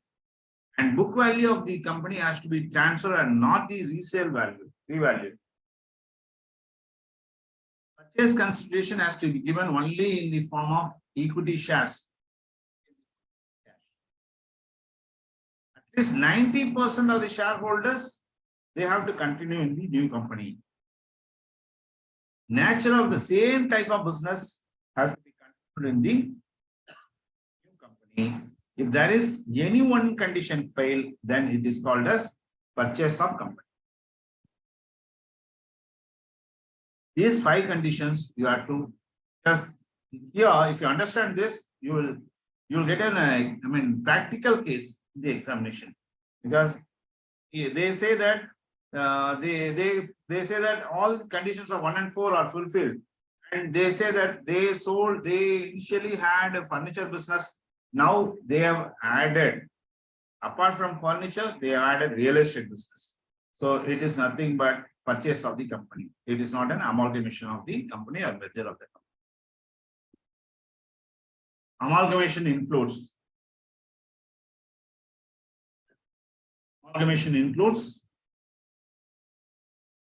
merger. Amalgamation includes merger. Two types of amalgamations are there. Amalgamation in the nature of merger, pooling of interest of the shareholders. See, amalgamation is in the term of merger as well as in the purchases. If 5 conditions are fulfilled, it is amalgamation of merger, and any one fail, it is called as. So the answer for the question is it is D. Dash percentage of shareholders becomes the transit. I already said among the 5 conditions, 90% of the shareholders should be there in the amalgamation. Who has to approve the compromise or arrangement between the company and creditors? Who has to approve the compromise? It has to be approved by the NCLT. Yeah, Pallavi, you are correct, 90%. Who has to approve the compromise or arrangement? See, there's the company, and anything you have to alter, you have to get the permission of NCLT, National Company Law Tribunal. So it is tribunal. Application to the tribunal. By whom it has to be submitted? All the members, company, creditors, liquidators, everyone has got the right to submit the application to NCLT. Which one is false? Sectoral regulators will not include state government. Sectoral regulators, that is, state government is not a part of sectoral regulators. This question you can get in MCQ. State government is not part of sectoral regulators. 6th D. Sectoral regulators have to send the representation within 30 days. So I'm the sectoral regulators. I want to participate in the compromise. So they can give the thing in 30 days. Tribunal may dispense with the meeting if the 90% of the creditors, class of creditors have agreed to the compromise. Suppose in case of compromise, if the 90% of the creditors or class of creditors they agreed, then the tribunal may dispense with the meeting. File the order of the tribunal with the ROC. See, here I will tell one very shortcut. Anything that you have to file with ROC, it is 30 days. Then the ROC, in turn, they have to file with the tribunal, it is 60 days. And the tribunal has to pass the order within 90 days. So this is a 30, 60, 90. Anything to file with the ROC, it is 30. ROC to file with the tribunal, it is 60. Tribunal has to pass the order within 90.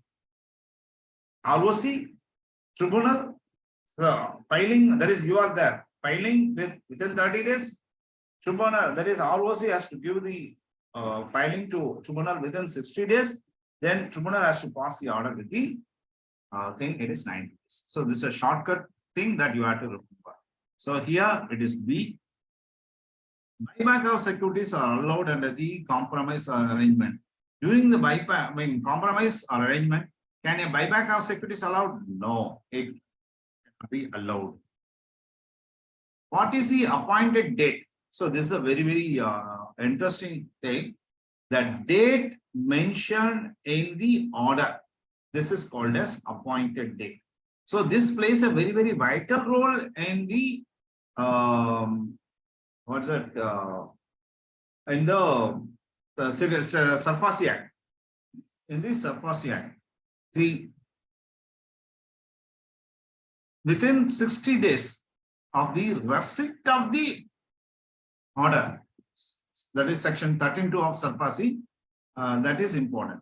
But this, after taking position, the order date mentioned in the 13.4 is the possession date. So this is a difference. When I touch the Surface, I'll mention this here. The appointed date is date mentioned. The order is called as appointed date. Minority shareholders amount has to be kept in a separate escrow account for a period of maximum period of 1 year, maximum period of 1 year, and the repayment has to be made when there is any claim made by the minority shareholders, that has to be settled within 60 days. Account, suppose if you want to make a minority shareholders money, minority, you want to make a payment to the minority shareholders, the money has to be kept in a separate account called escrow account for a period of 1 year, and if there is any claim, that claim has to be made within 60 days. Within 60 days. The effective date of the scheme of amalgamation, again, the day who has to pass the scheme of amalgamation? It is a tribunal. It is a tribunal. It is a tribunal has to pass the order. So again, the date mentioned in here, I have mentioned the date. Appointed date is the date mentioned in the scheme of amalgamation of venture. Minority shareholders have to compulsorily transfer all the shares to the majority shareholder. And force minority shareholders to sell the same thing to the majority shareholders at a predetermined price. It is only optional. Only when the minority shareholder wants to sell, he can do it. Otherwise, he cannot sell it. It is only an optional thing. As per Companies Act, winding up means as per 2013, winding up as per IBC 2016, winding up as per Income Tax Act. There is no question of, there is no winding up as per the Income Tax Act. Winding up has to file the petition to NCLT to wind up the company, but under Income Tax Act, there is no winding up. It is A and B. It is possible. Power of winding up lies with whom? So everyone has to submit the winding up petition to tribunal, that is NCLT. So the power of winding up lies with the tribunal.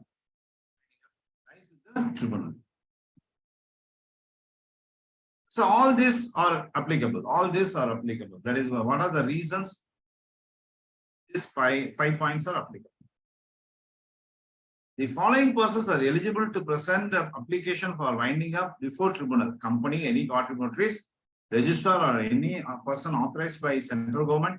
In case of fraud, the central government or state government can also file the petition to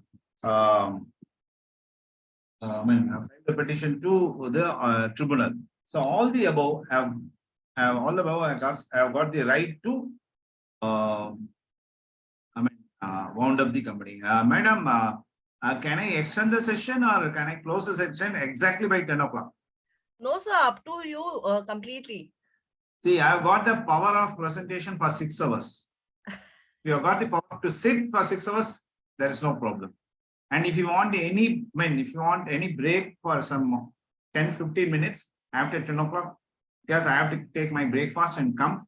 And if the members they want, I can go ahead. It is up to you to decide. Because I have covered only 5 sessions. Okay. And I have got another 12 sessions. Okay. And if you want, I can share the important points to you. Because some members have got some cases to go to the ROC or somewhere. Because I don't want to disturb them. It is members. The working day and the participants might have to reach their offices. But then, sir, as per your convenience, whatever. No. Anyhow, I'm going to share everything to you. No problem. Yeah. And I'll take another, surface I'll take, and after that I'll close it. Okay, then sir. Remaining important acts, important things, I'll give in the form of word format to you. Sir, Ravindran V, I think the IBC is being taken care of by others also, no? Please cover relevant to IBC. All these acts are coming under the category. What so far I have discussed, that is there in the syllabus. All other provisions are covered by the other faculties. I have been given only to cover the general laws. All the above, they can present the petition. The petition has to be filed before the registrar, and the registrar shall submit the views within 60 days. In 60 days. Companies Act is most relevant. Yeah. So that's why I've taken, I'll cover all the, I say I've got 145 slides in Companies Act. So far I have covered only 55. Still there are 90 slides. After that I'll stop. And if time permits, I'll go for the SERFASI also. Of the tribunal, all dismiss the order with or without cause, appoint a provisional liquidator, and making an order for the winding up the company. Everything is the powers of the tribunal. Tribunal has to pass the order within 90 days. See, anything you have to submit to the ROC, it is 30 days. ROC has to submit the thing with anything to submit with the tribunal, it is 60 days. Tribunal on receipt of that, they have to pass the order within 90 days. So answer for the question number 7 is, it is B. An asset is mortgaged. There are no assets. Tribunal refused with the winding up proceedings. Asset is mortgaged. So suppose if the loan gives fail, I mean it's a failure one, then the lender they can forfeit the asset. So by quoting this reason, can a tribunal refuse the winding up? No. They have to pass the winding up proceedings. And here I want to tell one important thing, because there are so many charter accountants are here. There are one area called liquidator. So normally, you know, the liquidators are appointed by the exiled. I want to tell there is a panel in every district collectorate. There is a panel in every district. There is a panel of liquidators are there in every district collectorate. The district collector has got the power to consider you as a liquidator if you approach them with application. If you are included in the panel of district collector, and you will be given the work of liquidation of local properties, and the commission or the service charge that you will get is 5% on the sale process of liquidation properties. Suppose if the property is worth about say 10 crores, you just calculate 5%. What it works out to? 10 crores into 5%, it works out to how much? That is your income. It's a professional opportunity, I'm just telling. It's a professional opportunity. The members who are participating in this forum, please approach the district collector and you enter your name in the panel of district collector as a liquidator. As a liquidator, you just enter your name. Definitely your name will be considered, and Pune is a very big area. Pune is a very big area. You will get a lot of opportunities from the district collectors. That is state district collector, you will get. Eligibility is you are a charter account. Eligibility is you are a citizen of India. Eligibility is you are an advocate. Eligibility is you are a doctor. Anybody can become a liquidator in the government. But the government says if you are a charter accountant, if you are an advocate, and if you are a if you are a respectable person, you are eligible to get the liquidator post, but this has to be applied through personal assistant of finance to the collector. So go to the district collector and approach the person PA of financial to the district collector, apply through him or her, then the name has to be approved by the district collector. Aspirants from different parts of the country. Yeah, I am at Salem. I am in the panel of district collector of Salem. You are there at Chennai. You will be there in the panel. It is not only a CA. It is not only a CA. Company secretary. I see that is if you are a CMA candidate, you can do it. If you are a social auditor, you can do it. And anyone, any professionals, any citizen of India are entitled to become the liquidator position. Aspirants are from, yeah, it is permissible. Register, yes, you can do it. See, only thing is you have to do some marketing. You have to do some marketing, but you have to go and approach the collector with an application, because there is a prescribed form is there in the district collector collectorate. You go and approach. It's a professional opportunity. I want to tell to you. Okay, next one is, see, simple logic, sir. The property which you are going to liquidate is 10 crores. 5% is your income. What is your income? It is 50 lakhs. Just to enroll your name in the district collectorate, and if you are given the assign, but you have to face a lot of problems also. See, here I'll tell another opportunity to the charter opponent.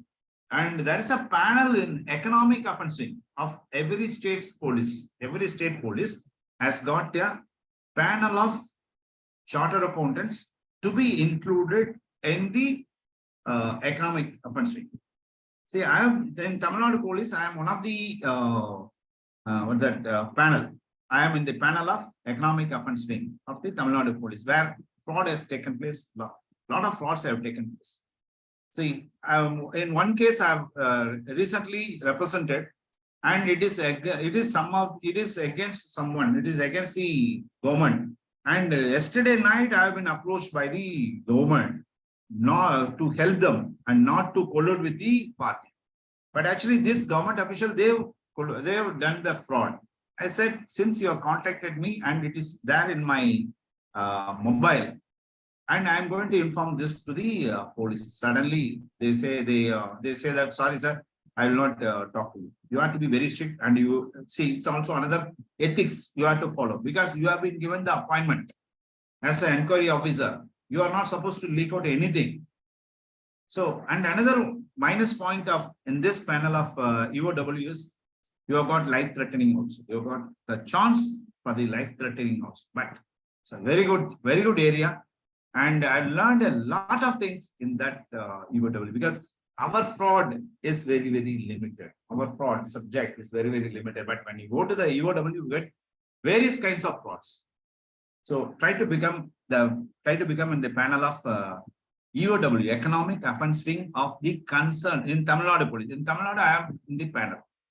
So suppose if you are in Maharashtra, you can go to the panel of EOW of Maharashtra police. So 2 professional opportunities I have shared to you. You can please join. Please enroll yourself.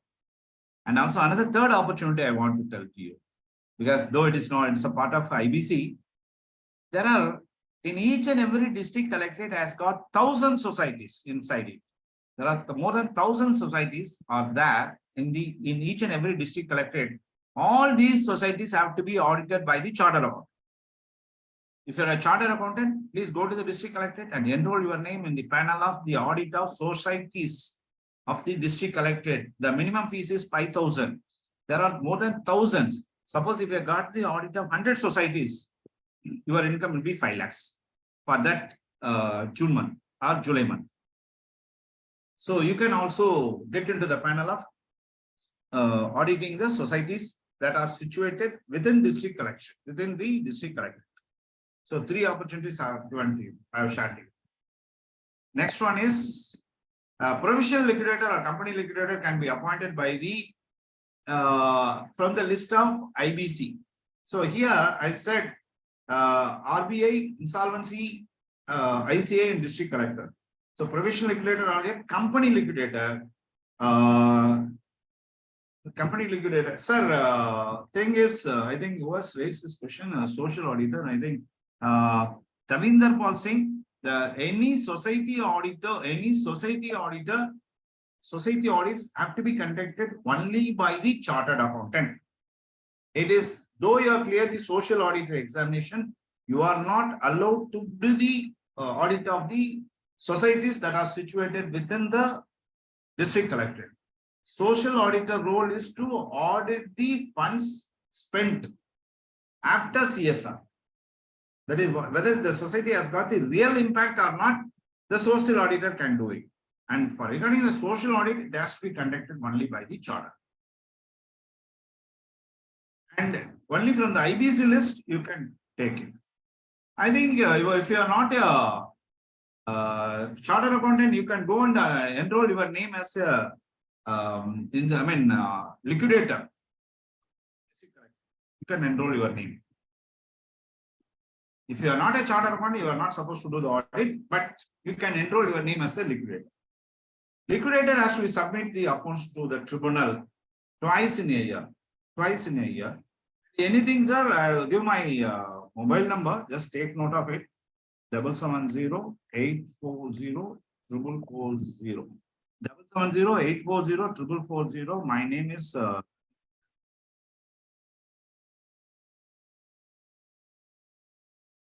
any doubt, you can call this number 4440.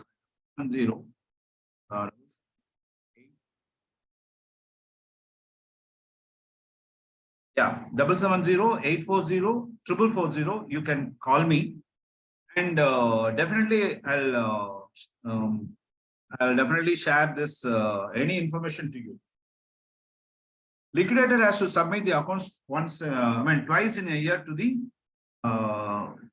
tribunal. Who has to conduct the audit of the accounts of the liquidator? The person who has appointed you has to conduct the audit of the accounts. Who has appointed the liquidator? He has been appointed by the tribunal. So tribunal has to conduct the audit the liquidator. So it is 11C. And a voluntary winding up is applicable under the Companies Act of 2013, since voluntary winding up is being taken over by the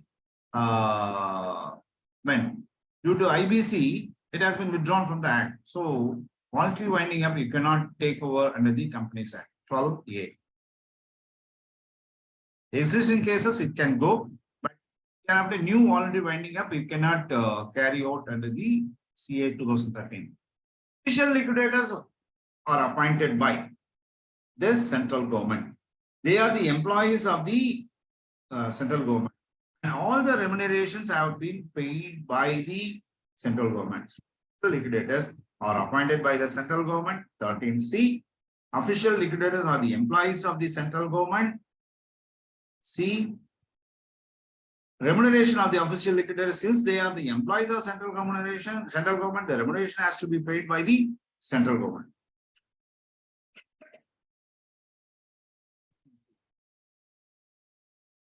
Public deposit, unsecured or secured deposits can be accepted and invited from the members of. Yes, they can be accessed. Deposit can be accepted. It is not invited. Accepted by private and the public entity. The word can be accepted. It means you have to issue the. Private company cannot raise the deposit from the public, but it can accept the deposit. So this is a this question I've got the examination. After getting the permission from the central government, a private limited company wants to accept the deposits from the public. Yes, thus private limited company applies. It's a practical question. So, yeah, private limited company has applied to the government, and it has got the permission. Okay, you can go ahead and you can accept the deposit from the public. What is your answer? Yes, the statement is true. Yes, the statement is true, but private company can also get the permission from RBI. Private company can also issue the prospectus to receive the money from public. No, the private limited company is not entitled to receive the deposit from the public. Which one is correct, sir? But this private limited company has got the permission from the central government. So anything after getting the central government, you can accept the deposit. Anyone can accept the deposit. Which one is correct? This question I got in the examination.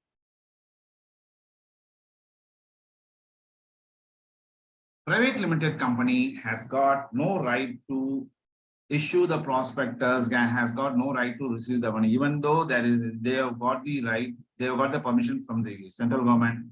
They cannot accept the public deposit. 2D. Deposit rules and regulations have been under the control of whom? Deposits and deposit rules and regulations are controlled by central government. The restrictions of the receipt of deposits from public are not applicable for. Is there any restriction to the bank to receive the deposit? No, there is no restriction. NBFC. Any other companies notified by the central government, everybody has got no restriction to receive the money. Answer. Yeah, public company goes to the deposit.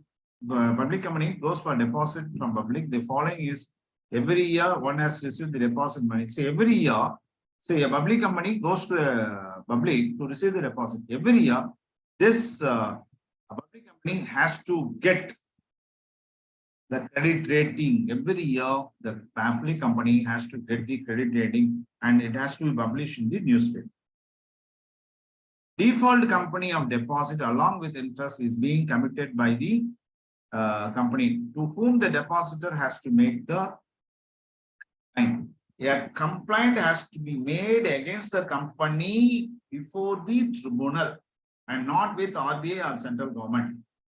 If the company has defrauded the amount, you can make the state government or you can make to the police. So, any default in payment or deposit or interest, NCLT has got the power to accept the complaint from the public. Let us see. In case deposit is received from members, the company has to make a sum of not less than dash amount of deposits. That is 20% of deposits maturing shall be deposited every year. Before 30th, you have to make the deposit. Deposit insurance class has been omitted. So here I'll confuse you. I will definitely confuse you. What is the deposit insurance applicable for the bank? There is a deposit insurance applicable for the bank. What is that? Quantum of deposit insurance. Previously it was 1 lakh. Now the present government has increased the deposit insurance for how much amount? No, just leave the question. Just leave the question. Just leave the question. I said initially it's a very interesting point I want to share. 1 lakh for the bank is the deposit insurance. Now that limit has been increased to how much? 5 lakhs. Yeah, Dilip, you are absolutely correct. The limit has been increased to 5 lakhs. Now, go to the question now. Deposit insurance class has been omitted in India from 15/8/2018. Do you agree for this question? Now, come to the answer.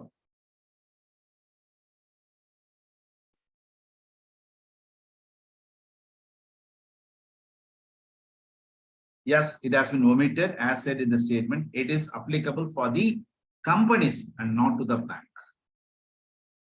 It is applicable for NBFC and not to the company. That 5 lakhs. Okay, this is the difference. You don't get confused. Deposit insurance for the companies, it has been withdrawn from 15/8/2008. Deposit repayment period can be extended for a further period of an application made by the company. Sir, I want to extend the deposit period. To whom I have to submit my application? If it's within the reasonable cost, I have to submit to the DRT or NCLT. I want to extend my deposit period. It's all practical. You have to submit. This I'll skip. Okay.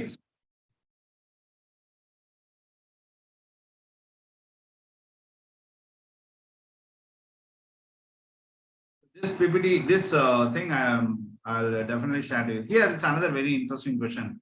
Dash can be appointed as internal auditor. Who is overall eligible to be appointed as internal auditor? Whether only a CA or CMA, CA, CS, or only company secretary. CA and CMA. So company secretaries are not entitled to be appointed as the internal auditor for the company. Suppose if they become the competitor, you can object. No, you are a company secretary, you are not entitled for the internal auditor. Suppose if you are going, you are acting as a statutory auditor, then you can say that only CS or CMA are entitled for the internal audit. Suppose if any company secretary is being appointed as the internal auditor, you can make the objection in your audit. NEFRA is constituted by whom?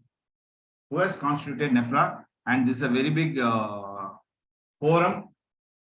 Even the concept of NEFRA is our because of our institutes or some decision. This is what I heard, and this has been taken over. When NEFRA has taken over the disciplinary proceedings, and who has constituted NEFRA? It is central government. It is central government. NEFRA is being formed as per the direction of central government, and NEFRA is applicable for the professional misconduct for CA, CS, CMA. secretary, charter accountant, cost accountant, against whom NEFRA they are initiating the proceedings. At present it is charter accountant.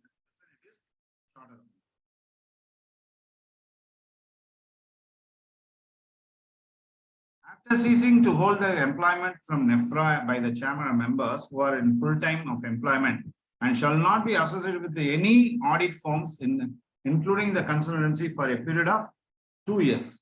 Suppose if you are retired, then next 2 years you are not supposed to act as a member or act as a consultant for the audit.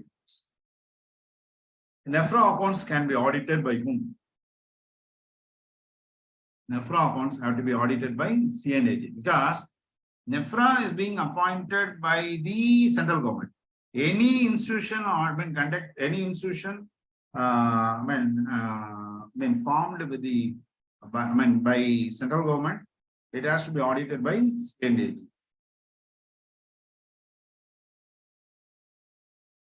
Accounting standards will be prescribed by the central government on the recommendation of dash in consultation with. Before that, in consultation with NEFRA, it was not there. After NEFRA, this word is added. Accounting standards will be prescribed by dash in consultation with NEFRA. So accounting standards have been framed by ICA in consultation with NEFRA. Provisions of any law passed by the government can overlook NAS whether the statement is false. The statement is false.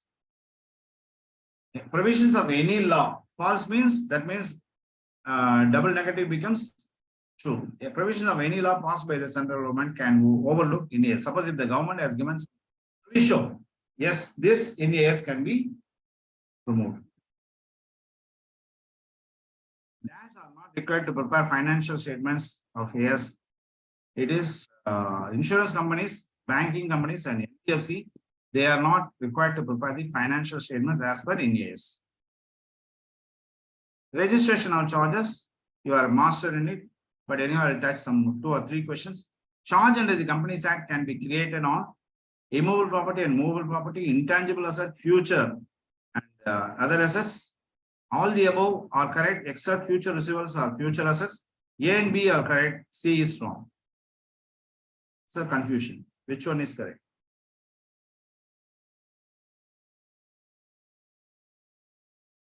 A and B are correct. Charge can be created on movable property and immovable property, but intangible assets, future receivables, and future assets, and all the above are correct except C wrong. So that means what? A and B are correct. A and B are correct. Yeah, a charge can be created by an instrument. A charge has to be created on the instrument. And see, a time limit is given for 30 days to create the charge. It is not created, then with the delay continuation, another 30 days are allowed. And this permission for the delay continuation, you have to apply to whom? To whom? You have to file the charge before ROC. So then ROC has to condone the delay. ROC can condone the delay. And this is a very, very interesting question. It's a very practical question. The charge is not created. Initially, the charge has to be created within 30 days. Even with the delay continuation is allowed only for the next 30 days. And that also, even in that period also, the charge has not been created. Can we extend the charge creation beyond 60 days? There is no provision in the Companies Act to extend the days beyond 60 days. If there is any updates, you can put it in the chat box so that I can correct myself. According to my reading, there is no charge creation beyond 60 days. It is allowed in the ROC. If there is any, if I'm wrong, you can put it in the chat box. Is there any fee to for the charge to extend before 60 days? If there is any provision, you can put it in the chat box. charge creation has to be filed by whom? And dash by the first instance before the ROC. Who has to file the charge creation? Board of directors of the company, finance institutions, any officer of the. So company has to create the charge creation. The company has failed to file the charge creation within 30 days. Then dash can create the charge against the company before ROC. It is financial institutions. Tejas, you are correct. Financial institutions, they can create the charge.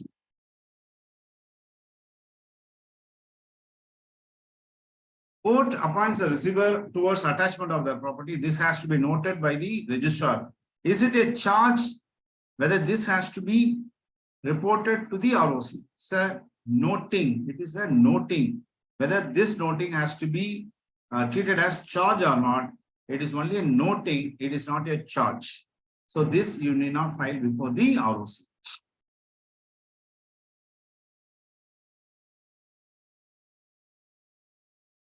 Okay, ma'am, I'm stopping my presentation. I'll share this to you almost. It is 10:20, and I don't want to disturb the members' time. And I'll give me just 13th, say 10th and 11th. I have to be there at Calcutta. So after coming from Calcutta, I'll prepare everything in the Word format. Just give me 2 days time. Okay, sir. With the answer, I'll share with the answer also, so that whether I'll share the answers later part or along with the presentation. As per your convenience, sir. No. If I'll give the question, let the members answer. Okay, sir. So we can host these. We can host these presentations, or maybe the documents which you will be sharing. No. Davinder already said, along with the questions with the answer. Dilip wants the answer. So if we give the answer, they will not work. If we give the question, they will work and check the answer.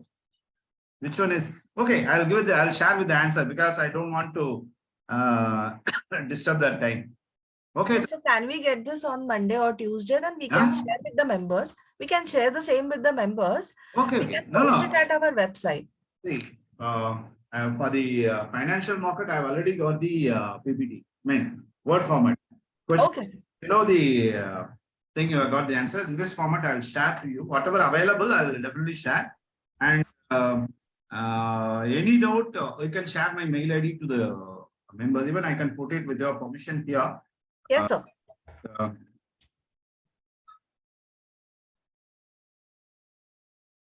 I got 2 mail ID, and this mail ID is going to be very relevant to the audit. audit@gmail.com. See, my original mail ID is rudyravi@gmail.com, and this mail ID I have created. So audit now. Vanakkam is in Tamil, Namaste in Hindi. So it is vanakamaudit@gmail.com. You can easily remember my mail ID. Any doubt, you are welcome. And I wish you all the best. How to get case study for IBC? Sir, there is you go to the syllabus, you go to the VK sir, I think I don't know your full name. You go to the IBC site, syllabus, you click the syllabus button. In that, there is a court cases, there is list of cases will be there. You just click it, you'll get. And because now they have changed the entire thing, almost 70 marks are applicable for the case studies and practical cases. But all these practical issues, unless until you know the basic rules, you cannot go and attend the this one. And there is one book called in mercantile law. There is one book called mercantile law. I think about the book in Kapoor book. N.D. Kapoor. I think it's N.D. Kapoor, na? And again, mercantile law written by N.D. Kapoor. It has got a lot of practical cases. So I think when I read my BCom in the year 1976-79, I got the book. Yeah, N.D. Kapoor. Sandeep, you are always correct. N.D. Kapoor. I got the book of which I bought in the year 1976-79. I did my BCom. I have gone through the N.D. Kapoor in detail. So that book, even still, it holds good. So if members they want, I'm not canvassing for N.D. Kapoor. For your knowledge, and they're just referring that book. Even I can vouch all the book writers, that is the person who has written the books, they have taken all the material from ND Kapoor. Even we can say that for mercantile law, the Bible is ND Kapoor. For management, it is Peter Drucker. And even anybody who wants to come, when anybody, if they come to Salem, even they can come to my office. And I've got a very big library of books worth of 9 lakhs. And on various topics, I've already written a book called Vyapara Veda, and it is about to be published. And I am in the process of completing the bank frauds book. So far, I have identified 71 bank frauds. Still, I have to identify another 29 frauds. And there is one thing is called as Tirukural, that is there in Tamil. And even I am writing that Tirukural in Tamil. And Vyapar Veda book is practically, it is based on the practical experience, because there is no school, there is no book to teach the practice. Practice. So in that I have written this. Even I want to suggest to the members, please go in media. Please go in media. But with the professional ethics. So we have to follow some professional ethics, as code of discipline we have to take. So I've started my YouTube. I started my YouTube particularly only for bank audits. So why I'm insisting, our members are very knowledgeable, very knowledgeable. Even let us take GK Raju, Gopalakrishna Raju. Is a very big person, very big media person, because he has given a lot of his knowledge through media to everyone. Even our members who are participating in this forum also, please go reach the others through media also. Even I did a lot of interviews, a lot of VIPs also. I have interviewed TN Session. I think you know it. So then election commissioner. The election, because he said he was the only person who fought against Narasimha Rao when he was the prime minister. So I am the supreme authority. He said I am the supreme authority. But what that PM said, he has put another 2 additional election officer, election commissioner, and they converted into majority. So I have included TN Session, I have included P. Chidambaram, the finance minister, the then finance minister. I have included a lot of MLAs, MPs, lot of VIPs. So even you can, all the members, they can participate in a lot of various forums. I am also a TV personality. I'm just proud to say that, because I'm a chartered accountant, but other than the subject, I can speak. If you want me to speak on subject, I don't know anything about the subject, but I can speak any topic. I can speak on any topic, anything you give, just even I can take it for 3 hours. Even I can tell humor relation. You know about humor relation? It is not human relation, it is humor relation. I can take class for 3 hours. And another favorite topic is why quarrel, create quarrel. Why quarrel, create quarrel. It is nothing but politics. So I request every members to participate. I mean, today onwards, maybe I can say that I had the privilege to host Ravindran sir. Out of emotion. He is in so many domains. No, out of emotion, because our members have got abundant knowledge that must reach the public. They have to serve the society also. You can earn. That's a different issue, but you have to share your knowledge. And with this, and I'm very much thankful to the Pune branch for giving me this opportunity to present. And just I need, Amrita ma'am, I need just time till 12th, because tomorrow evening I have to go for concurrent audit of certification course on concurrent audit. I am one of the faculties. Out of 86 batches in virtual mode, I have addressed 66 batches. And it's a physical thing. I have to go to Calcutta, so I have to prepare the material for tomorrow, day after tomorrow's batch. I need 2 days time. I will share the entire point of presentation. Okay, sir. My angle, but it's only a reference material. It is not a full-fledged material. Okay, sir. I'm just say thanks to the Pune branch as well as the members who have participated in this forum. And I wish everyone to become insolvency professional soon. And I will definitely expect them to be my competitor in IP. Thank you. Thank you so much, sir, for your valuable time and the guidance and keeping the members engaged throughout the session with the multiple choice questions which you've done. They were continuously interacting with you, and you were presenting the facts based on the experiences, and we really wish you many more publications. Also wish that the 29 remaining frauds which you are having in mind, you find them as well and make a century of the record. So thank you so much for the time and valuable guidance, and look forward to meet you at Pune sometime very soon. Your friend had told you, you mentioned in the beginning that addressing Pune audience is something special, and we hope that you had a great experience. Thank you so much. Madam, openly I want to say one thing. Give me opportunity to come to Pune. Yes, sir. Papers on bank frauds. I'll teach you how to do fraud. It's my favorite topic, and definitely we seek your convenience, and we will definitely like to host you, sir. Thank you so much. Because why I am making this request now, you are going to be the next chairperson. So I want to use it for 2 years. Okay, thank you very much. Thank you, sir. Wish you a very good day to you and to all the participants. We meet tomorrow at 8 in the morning. Gopal Krishna Raju sir will be addressing tomorrow's session. See you all at 8 o'clock. Thank you, Ravindran sir, for your time and valuable guidance. Thanks a lot. Thank you, technical team support from the Pune branch, Reshma madam, for the technical support throughout the session. Thank you. Bye, sir. Good day.